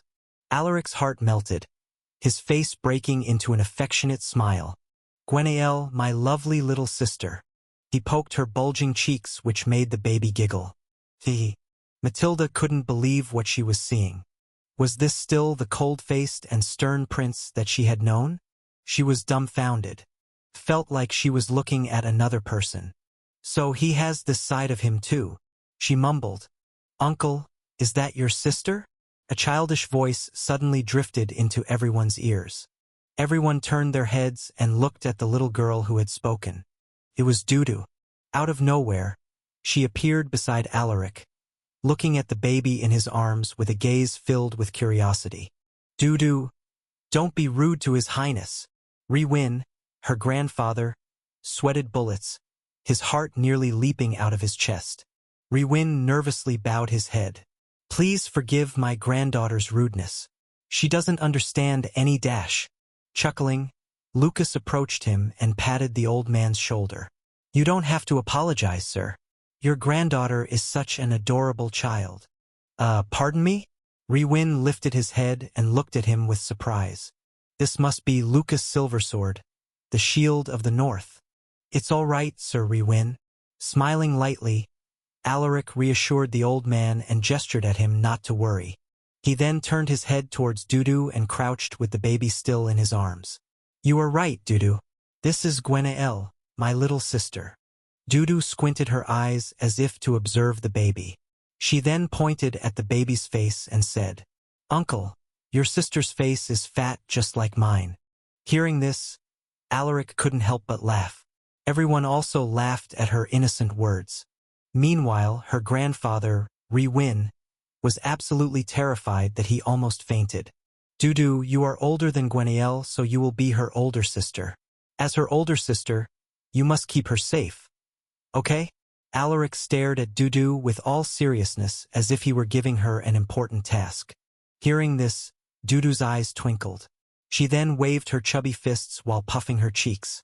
Don't worry, uncle. I will protect her from bad people. Good. Alaric grinned. Chapter 394. Ashamed.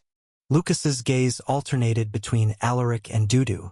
He had a lot of questions, but he refrained from asking. He knew that Alaric would tell him everything about her privately. You should head inside first.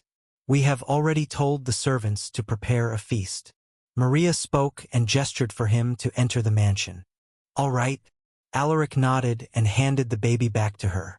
A moment later, they entered the main mansion and headed straight to the main hall while waiting for their food.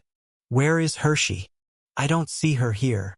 Alaric looked around, searching for his wife's figure, but she was nowhere to be found. She went to Vale for an errand. Your father sent his subordinates to protect her in secret, so you don't have to worry about her safety. Jade Christine replied. I already sent a messenger bird to inform her about your return. She should be hurrying over by now. She added. I see. That's good. Alaric nodded, grateful for their meticulous effort to ensure his wife's safety. They asked him about his experiences in the Western region, but they tacitly agreed not to mention anything about the war. They knew that it was a sensitive topic that should only be discussed privately. Alaric told them about the places he had visited. He also told them about the new people he had met. He then took the chance to introduce Riwin and the two women he had brought. Everyone didn't react much when he introduced Riwin, but they sent him weird looks when he introduced the two ladies. It was especially the case for Elena, who was visibly glaring at him. Oh right, I almost forgot. Lucas suddenly remembered something important. He looked at Alaric and said, The Greenwood Kingdom and the barbarian tribes decided to cooperate recently. Both sides expressed their willingness to work together, but they want you to be there during the formal discussions of their cooperation. Hearing this, Alaric was taken aback. This didn't happen in his past life. In fact, there was even a time when the barbarian tribes and the elves were at war. This change. He was certain that this had something to do with him. The Greenwood Kingdom was no longer living in fear since all the threats surrounding their kingdom had been eliminated. Meanwhile, the barbarian tribes, which was supposed to be hostile to Estania, were now cooperating with House Silversword. All right, I will visit them soon. Alaric nodded. He could make some time for them. He wanted to witness the cooperation between the two forces, but there was also another matter. He wanted to see Ivana again. Thinking about her, Alaric subconsciously smiled. Good. I will also go with you when the time comes.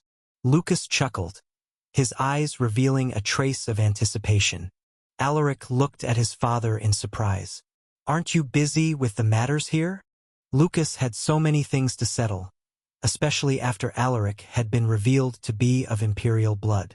Many aristocrats and powerful martial houses expressed their desire to work with them, leading to an increase in Lucas's workload. If it weren't for his wives and the others helping him with administrative tasks, he wouldn't even have the time to sleep. Lucas shook his head. The matters here can wait. He paused for a moment before he continued. I want to see an old friend of mine. Alaric and the others became curious when they heard this. Looking at their curious faces, Lucas chuckled. There's no harm in telling you. He adjusted his posture and grabbed his teacup. He then took a light sip before he spoke. More than 2 decades ago, during the war against the barbarian tribes, I met an eccentric barbarian warrior. He was a transcendent knight just like me. He was also the chief of a medium-sized tribe called the Storm Elephant Tribe. We were enemies when we first met. We clashed blades. Lucas chuckled as he recalled those memories. I forgot how it happened, but we suddenly became tired of the fighting. It was also because of him that we reached an agreement with the barbarian tribes to stop the war. Lucas ended the story and smiled faintly. I don't remember you talking about this person. Maria raised an eyebrow. Lucas sighed and shook his head. There were some things that happened at that time that I don't wish to remember. Hearing this, everyone became silent. At this moment, a series of hurried footsteps suddenly drifted into their ears. Turning their heads, they saw Hershey rushing towards them while holding back her tears. You are finally back. I thought I wouldn't see you for a long time. Hershey dove into Alaric's arms. Feeling her fragile body, Alaric felt a wave of guilt. He wrapped his arms around her and spoke. Hershey, His words were stuck in his throat. You don't need to tell me. As long as you are safe, that's more than enough. Hershey lifted her head and smiled at him, her eyes brimming with boundless love. I have wronged you. Alaric sighed, feeling ashamed of himself. Seeing him look away from her, Hershey grabbed his hands. Alaric, look at me. While the two were immersed in their reunion, Lucas sent a signal to everyone, telling them to leave and give the couple some space. Soon, only Hershey and Alaric remained. Alaric stared, his eyes shaking with remorse. Hershey, is it because of those women? Hershey smiled, as if aware of what this was all about. Alaric raised his eyebrows like a startled cat. How did you? Hershey chuckled and shook her head. You are so easy to read. I wouldn't say that I'm not angry, but things had already happened. We couldn't change it anymore. But you have to promise me that you will consult me first the next time this happens. Looking at his wife, Alaric knew that she was only hiding her sorrow. Alaric could see her shoulders visibly shaking. I am worse than an animal. For the sake of power, I promise you, he responded, squeezing out a forced smile. Chapter 395. Elven Emissary. Alaric stayed in the estate for the next 5 days to catch up with his family and the people of the household. He also didn't miss his daily missions. He even went to tutor Elena, who was eager to learn swordsmanship from him. At this moment, Alaric had just completed his 5th daily mission. He checked his attributes and smiled faintly upon seeing his progress. Although slow, the slight increase still made him happy. Uncle! An excited voice drifted into his ears. Who was it other than the little troublemaker? Dudu? Turning his head, Alaric saw Dudu dressed in her new pink dress, happily skipping towards him. Dudu! Alaric smiled as he lifted the little girl. The little girl giggled, her face filled with joy. Alaric put her down and asked while pinching her cheeks. How was your first day with your teacher? Did you learn a lot from her? Dudu swatted away his sweaty hand and replied with a pout. I don't like her. Why? She is your teacher. That's not good to say. Dudu crossed her arms and puffed her cheeks. She said that Dudu must walk and sit properly to be a graceful lady. The teacher made me do this and that. There were so many things to remember, but I forgot them all. Hearing her complain, Alaric chuckled and gently rubbed her head. Dudu, all ladies must learn this. If you want to be a good older sister for Gwenaëlle, you must be patient and learn how to behave properly. Do you understand? Dudu looked displeased, but she still obediently nodded her head. Okay. Growl. A soft growl suddenly echoed from Dudu's stomach. The little girl rubbed her tummy and mumbled pitifully. Uncle, I'm hungry. That's not good. Dudu must eat something so that your tummy won't hurt. Let's go get something to eat. Alaric grabbed her chubby hand. I want a big piece of meat. The little glutton eagerly followed with small, but quick steps. In the kitchen, they encountered Matilda, who was receiving servant training from Elena. Alaric's gaze was complicated, but he still greeted them. How is Matilda's training going? He casually inquired while helping Dudu take her seat. Elena sensed the awkward atmosphere, but she still replied. She is doing well, Your Highness, although a little bit clumsy sometimes. She is a quick learner. With a month of training, I'm sure that she will master everything. Alaric nodded and waved his hand. That's good. You two continue with your tasks. Elena and Matilda bowed to him before they left. Looking at Matilda's figure, Alaric sighed. He had never touched her in the past 5 days. Her lustful cauldron trait made it difficult to avoid the temptation, but he managed to stop himself upon remembering his conversation with Hershey. Alaric pulled his eyes away and shook off the distracting thoughts. He then asked for some freshly grilled meat from the servants and helped Dudu cut the meat into smaller pieces before giving it to her. Here's your food, Dudu. Meat. Meat. Drooling. The little girl clapped her hands excitedly. While he was watching her eat, a warrior suddenly came to his side and whispered into his ear. Your Highness, the elves have sent an emissary to discuss something important. He is already in Lord Lucas's study. Hearing this, Alaric raised an eyebrow. That was quick. He nodded to the warrior. I will be there. Stay here with Dudu and give her more food if she asks for it. The warrior acknowledged the command with a salute. Dudu, I need to go somewhere. If you want more, just ask your uncle to get you more. He will get it for you. Alaric rubbed the girl's head. Dudu nodded. Okay. Inside Lucas's study. How have you been, my lord? Neo smiled as he removed the hood that covered his face.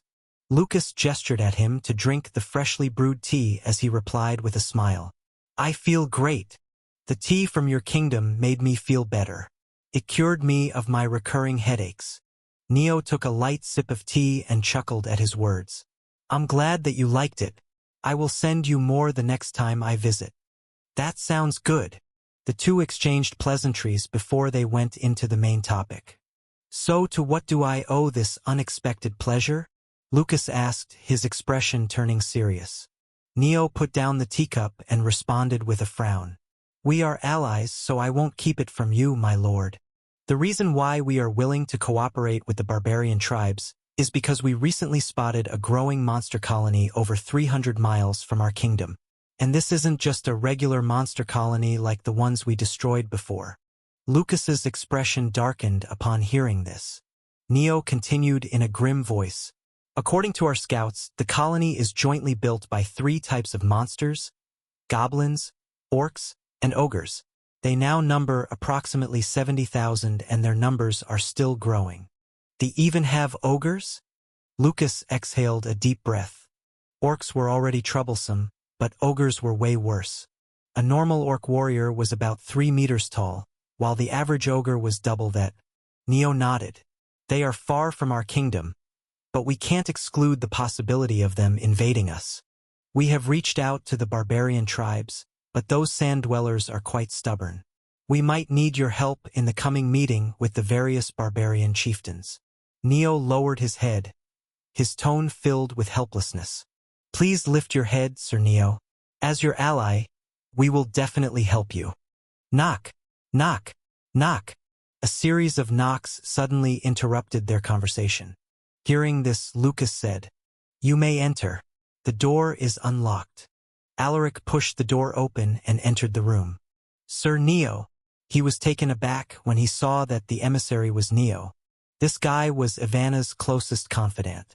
He was a mentor and like a second father to her. "It has been a while, Lord Alaric. Oh, please pardon me. It's your highness now." Neo stood up to greet him. Chapter 396. Lucas's Secret Force. Alaric exchanged pleasantries with Neo before he took his seat. "I heard that the Greenwood Kingdom is planning to cooperate with the barbarian tribes. Is your visit here related to that, Sir Neo?" Alaric probed. Neo nodded. "That's right. I have already told Lord Lucas about the reason behind this, but I will repeat it for you." His face suddenly turned serious. Sensing the tension, Alaric furrowed his eyebrows and listened carefully. Neo told him about the presence of a new monster colony and the Elven Kingdom's fear that the said colony might come to attack them. Hearing this, Alaric finally understood why the obstinate elves would choose to ally with the barbarian tribes. "So there is another monster colony," Alaric muttered as he subconsciously released a burst of killing intent. Goblins, orcs, and ogres. Neo and Lucas, with their strong senses, felt the trace of killing intent he briefly exuded. "Please tell us what we need to do, Sir Neo. As your ally, House Silversword is willing to support you." Alaric stared deeply at Neo. Neo smiled at his words. "I know we can trust you.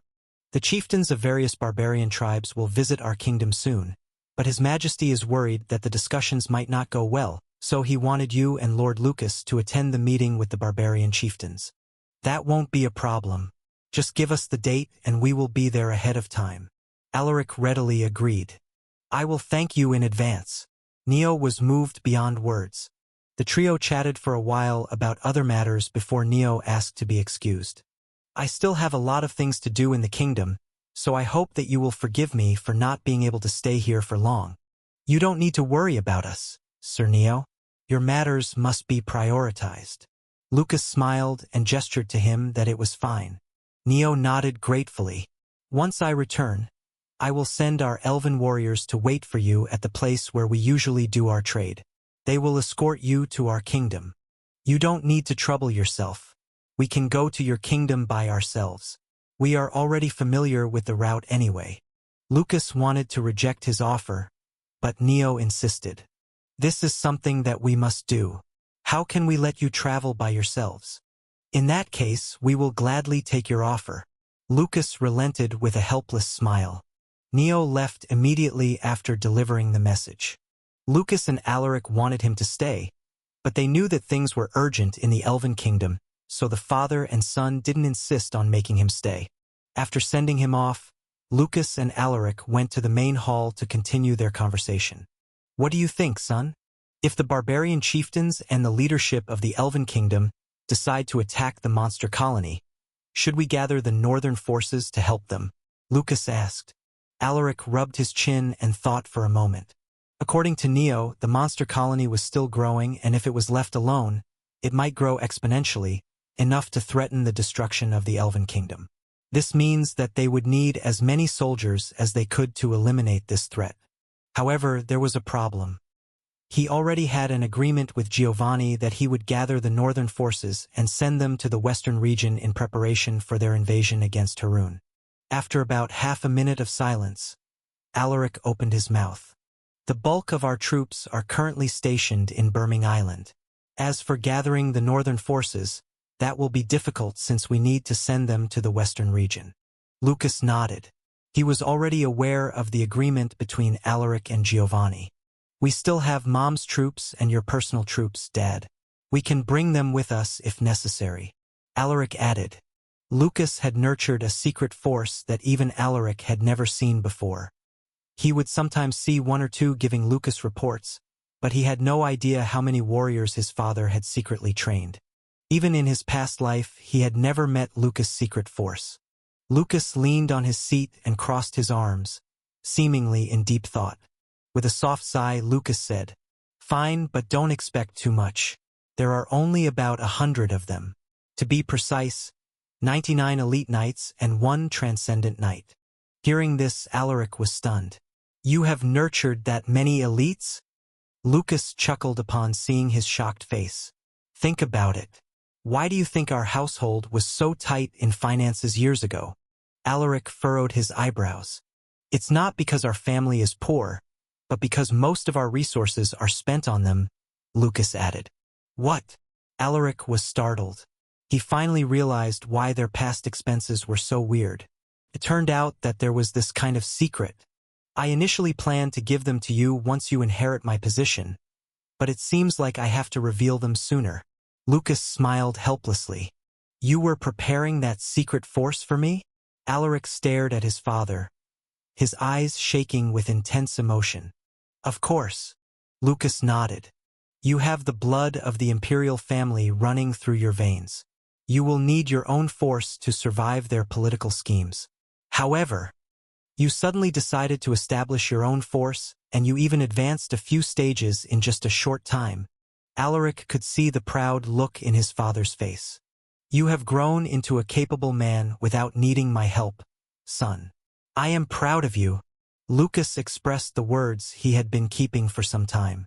Hearing this, Alaric smiled and shook his head. "I wouldn't have achieved this without your support, Dad. Anyway, about that secret force." Lucas sent him an exasperated look. "You are that eager to see them? Fine. Follow me." Alaric eagerly followed his father. Chapter 397. Bastion's Identity. The father and son stepped out of the mansion. Surprisingly, Lucas brought another person with them. It was Bastion, the household's butler. He looked like someone in his 50s with graying hair and a surprisingly fit body for his age. He also possessed the distinguishing features of someone of Veronican descent, a pair of monolid eyes. Looking at the gentle-looking butler, Alaric realized that he still hadn't used his appraisal on him. "Do you want to use appraisal on the selected target?" "Yes." "No." A trace of anticipation flashed in his eyes as he clicked, "Yes." Bastion Benados, Elite Knight, EXP. 988/1000. Potential A. Traits: Calligraphy, S. Military Instructor, S. Horseback Riding, A. Spear Mastery, A. Swordsmanship, A. Archery, A. Assassination, A. Hunting, A. Information Gathering, A. Quick Learner, A. Housework, A. Shield Mastery, B. Dagger Mastery, B. Tracking, B. Walking Encyclopedia, B. First Aid, C. Strength, 249. Stamina, 242. Agility, 244. Vitality, 233. Endurance, 250. Mana? 230. What?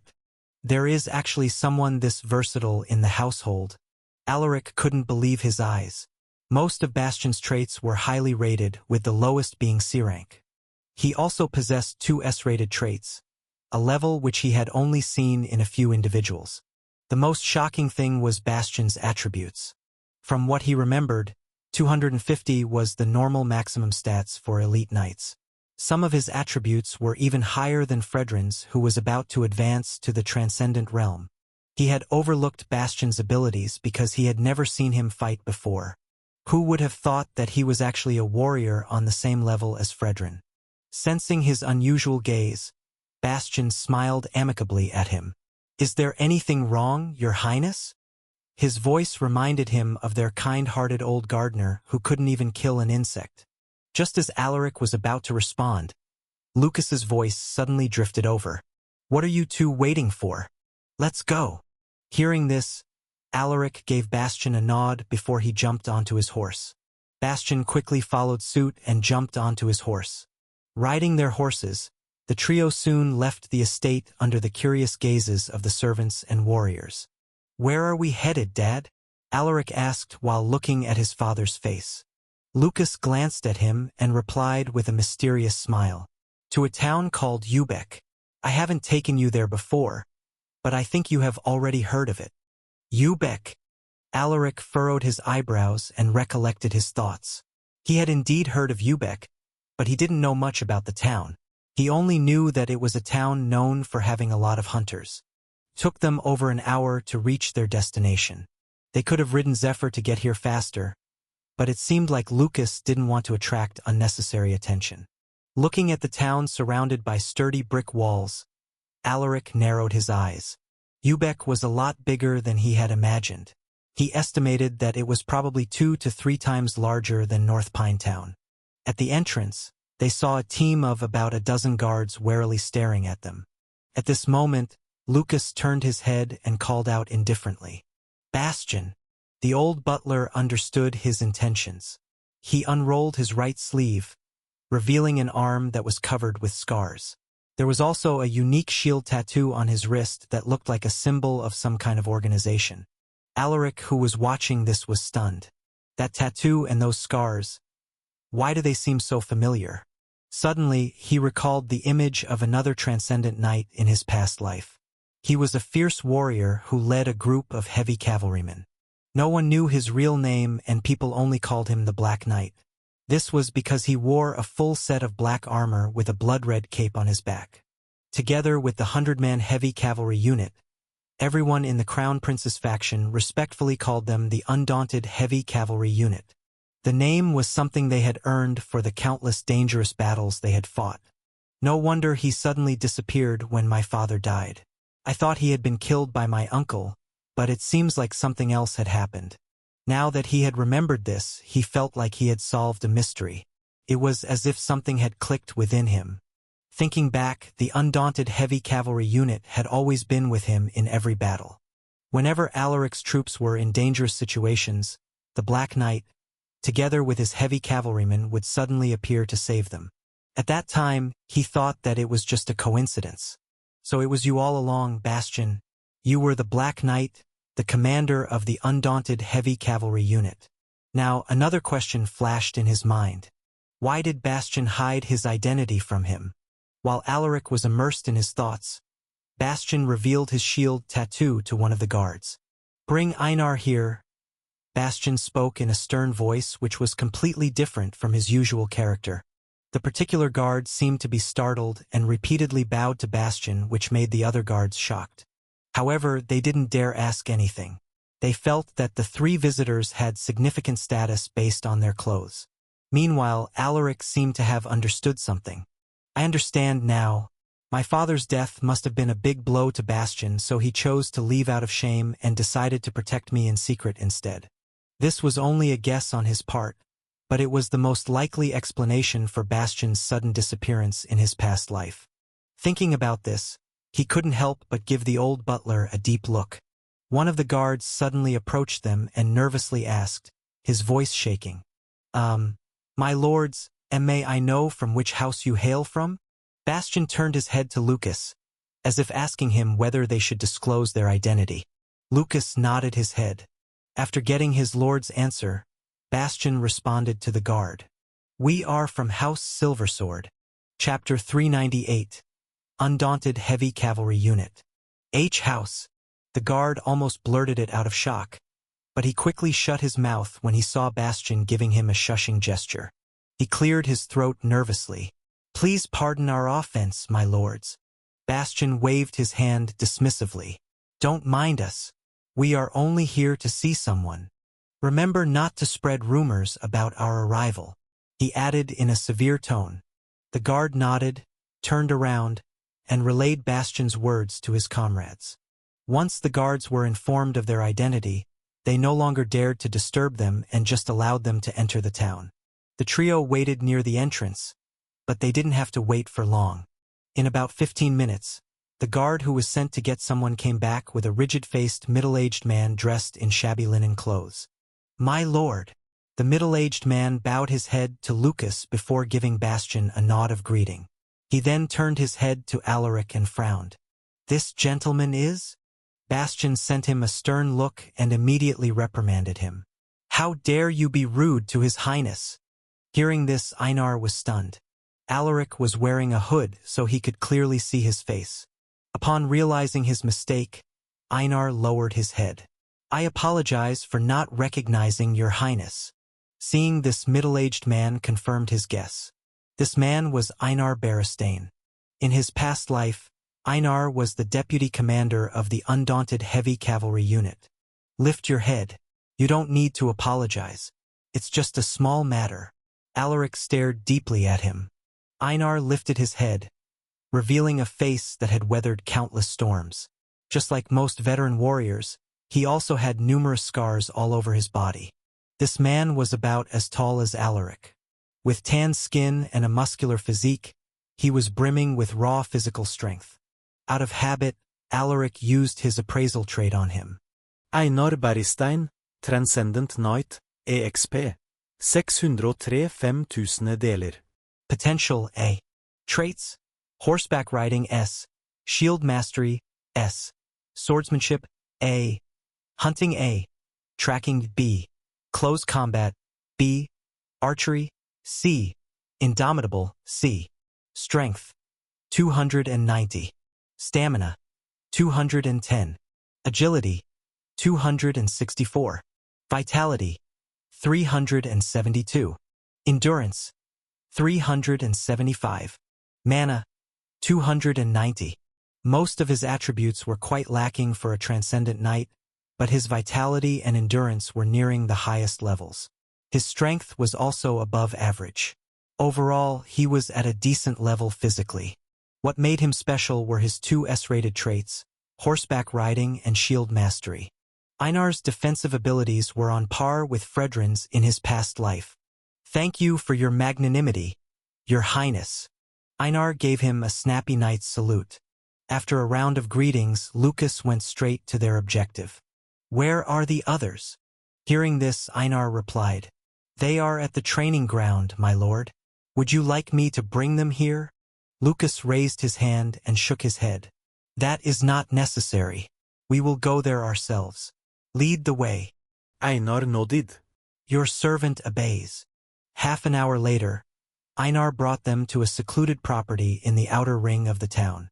While following Einar inside the property, Alaric heard the fierce, but synchronized shouting of men. Are they doing military drills? Alaric thought to himself when he heard the noise. He wasn't unfamiliar with the sound since that was how warriors sounded during their military training. Soon, they arrived at an open field where a group of warriors wearing steel armor were doing basic weapon training. Upon their arrival, the warriors were startled. They quickly stopped their training and bowed their heads. "Greetings, Lord Lucas." Lucas smiled faintly as he observed the diligent men. "Everyone, I came here to introduce you to the person that you will serve." After saying this, he beckoned to Alaric. Alaric walked towards his father upon seeing the signal. "This is my son, Alaric Silversword, the heir of House Silversword and a prince of the Empire," Lucas proudly introduced. As soon as his words fell, the warriors in steel armor kneeled in unison and lowered their heads, while saying, "We greet your highness." Alaric was feeling emotional. He could recognize their faces. So this is the undaunted heavy cavalry unit before the Civil War. They look younger than what I remember. What do you think, son? Are you satisfied with them? Lucas chuckled as he patted Alaric's back. Hearing his father's words, Alaric grinned. This surprise is beyond my imagination, Dad. He truly didn't expect that the undaunted heavy cavalry unit was something that his father had prepared for him. This time, these men wouldn't fight a meaningless battle. They wouldn't die undignified deaths, and never will be without a proper identity. From now on, they are my warriors. Alaric scanned the faces of the warriors standing before him. I am Alaric Silversword. You will no longer remain hidden in this town. You will follow me into the big wide world and dominate the lands. Are you ready to serve me? With his loud declaration, the warriors felt their hearts beating wildly in anticipation. It was the anticipation for their future together with their new lord. We are ready to serve you, Your Highness, the warriors responded, their voices brimming with excitement and vigor. As their voices died down, Lucas approached his son and said, "We can't take these men without alerting the locals. We should speak with the officials first so that the residents wouldn't be alarmed. Moving an army of heavy cavalrymen would definitely attract attention, so they must inform the officials to prevent chaos in the town." Alaric understood this, so he nodded in agreement. "I will take care of this matter. You should stay here and familiarize yourself with them. I will leave Bastion here to help you," Lucas suggested. This army was composed of stubborn veteran warriors, so it was necessary for Alaric to establish a connection with them. "All right, take care." Alaric nodded. Lucas didn't stay and left in haste. "Just tell me what to do, Your Highness. I will help you discipline these men in no time," Bastion suddenly said with an amicable expression. Hearing this, Alaric smiled awkwardly. He still couldn't believe that this kind-looking old butler was the famous Black Knight in his past life. Chapter 399. Chieftain of the Black Eagle Tribe. Days passed by in a flash, and in the blink of an eye 3 days had gone by. At this very moment, Lucas and Alaric stood before 2,000 warriors in preparation for their trip to the Enchanted Woodlands. "Are you leaving now?" Maria asked while looking at her husband and son with concern. Jade Christine was similarly worried, but she managed to compose herself. Lucas held his wife's hands and smiled reassuringly at them. "The situation in the Elven Kingdom is quite urgent this time, so we can no longer afford to wait. We need to eliminate this threat as soon as possible since our presence will be needed in the coming attack on Haroon." Alaric chimed in with a stern look. Hearing his words, everyone nodded with grim faces. Hershey grabbed his hand and reminded him, "You must be careful out there." Looking at his wife's uneasy face, Alaric squeezed her hand and smiled. "I will be careful. Don't forget your meals, Your Highness." Elena's voice drifted into his ears. Turning his head, Alaric beckoned to Elena, gesturing for her to come closer. Seeing this, Elena walked towards him. "Elena, take care of Hershey while I'm gone. And you, don't overwork yourself." Alaric patted her head. While he was giving them some reminders, a little girl suddenly came running towards them. "Uncle, are you leaving again?" Dudu asked while looking at Alaric with a reluctant gaze. Alaric chuckled as he rubbed the girl's head. "I have to go somewhere, Dudu. If you feel hungry, just look for these 2 older sisters. They will give you as much meat as you want." Dudu's face lit up upon hearing this. "Really? Of course. Alaric, you should bring these 2 with you. They will take care of your needs on your trip." Hershey brought 2 women to him. They were Matilda and Celine. Alaric understood his wife's intentions. He sighed and was about to say something. But, Hershey put a finger to his lips, stopping him from saying anything. "Please, I should be the one to serve you, but the matters in the household cannot be left without my attention. You must take them with you." Seeing her determined expression, Alaric relented. "All right." He hugged his wife and gave her a kiss.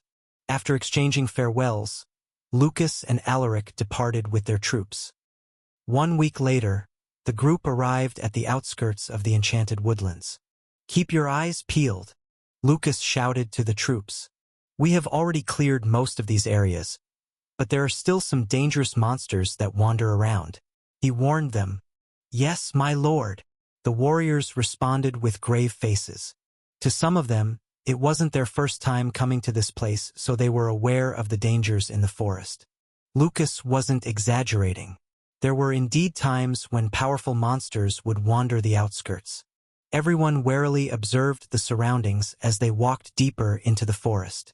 Several hours later, they finally reached the meetup zone where a group of elves were waiting for them. The 2 groups exchanged greetings briefly before the elves escorted them to the Greenwood Kingdom. With the elves leading the way, the group didn't encounter any beasts. In another few hours, they finally saw the Elven Kingdom, which was now surrounded by thick vines that served as their walls. His Majesty decided to improve the kingdom's safety, so we added some necessary reinforcements to our defenses.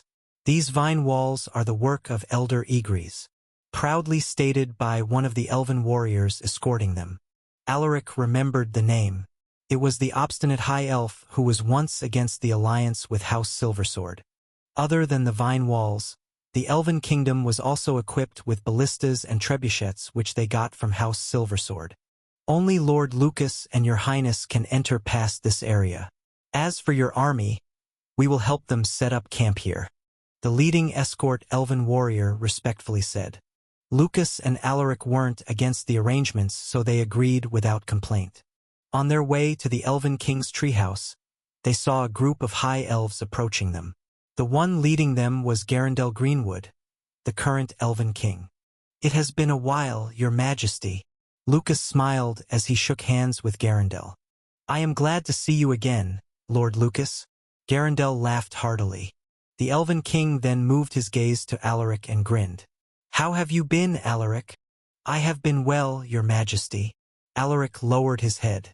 After exchanging simple greetings, the Elven King took everyone inside his treehouse. Upon entering, they saw a group of barbarians discussing something with the Elven Princess, Ivana Greenwood. Looking at Ivana's beautiful side profile, Alaric smiled. Ivana! Ivana's shoulders trembled upon hearing his voice. She turned her head and looked at him, her gaze softening. Alaric! Ahem. Garendel faked a cough and clapped his hands to gather everyone's attention.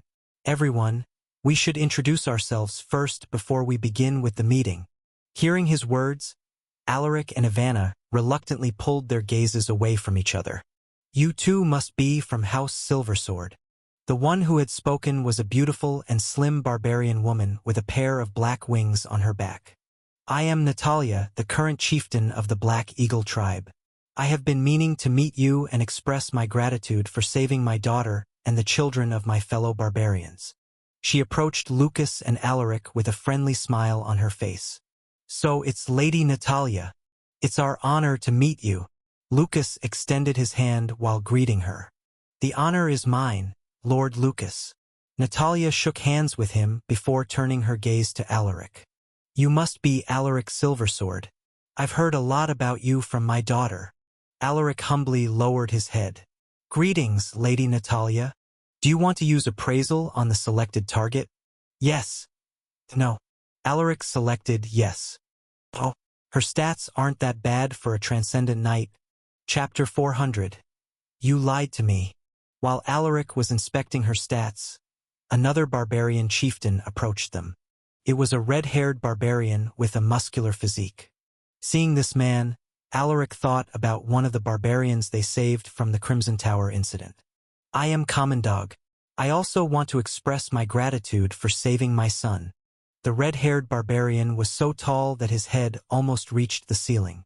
It's a pleasure to meet you, Lord Commandog. Lucas shook hands with him. Oh, please. I'm no lord. Just call me Commandog. All right, if you insist. The rest of the barbarian chieftains also introduced themselves to Alaric and Lucas. After half an hour of introduction, everyone went to their assigned seats.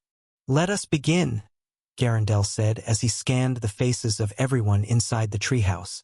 I have already informed you about the presence of the monster colony several hundred miles beyond our kingdom. We are planning to eliminate them, but we cannot defeat them without your assistance. He spoke in a grave tone. Why should we help you? The monster colony is far from our territories, so there is no merit for us to join this battle. One of the barbarian chieftains spoke up in a cold voice. Some of the chieftains nodded in agreement. The faces of the high elves darkened upon hearing this, making the atmosphere a bit more tense.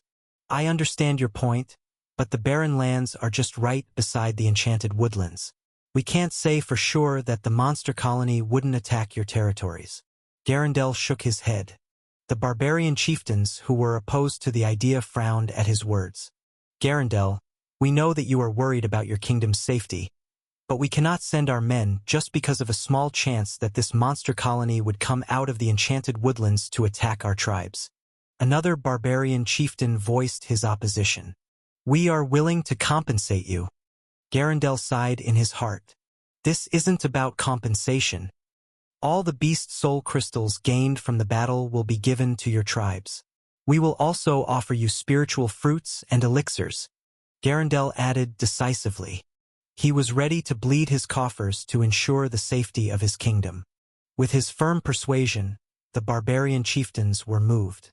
All right, we will assist you, but if things get dangerous, we will retreat immediately. No problem. Everyone soon came to an agreement. After the meeting, Lucas grabbed Commandog and asked, "Where is Vulcan?" Commandog furrowed his eyebrows. Vulcan held an important position among the barbarian tribes.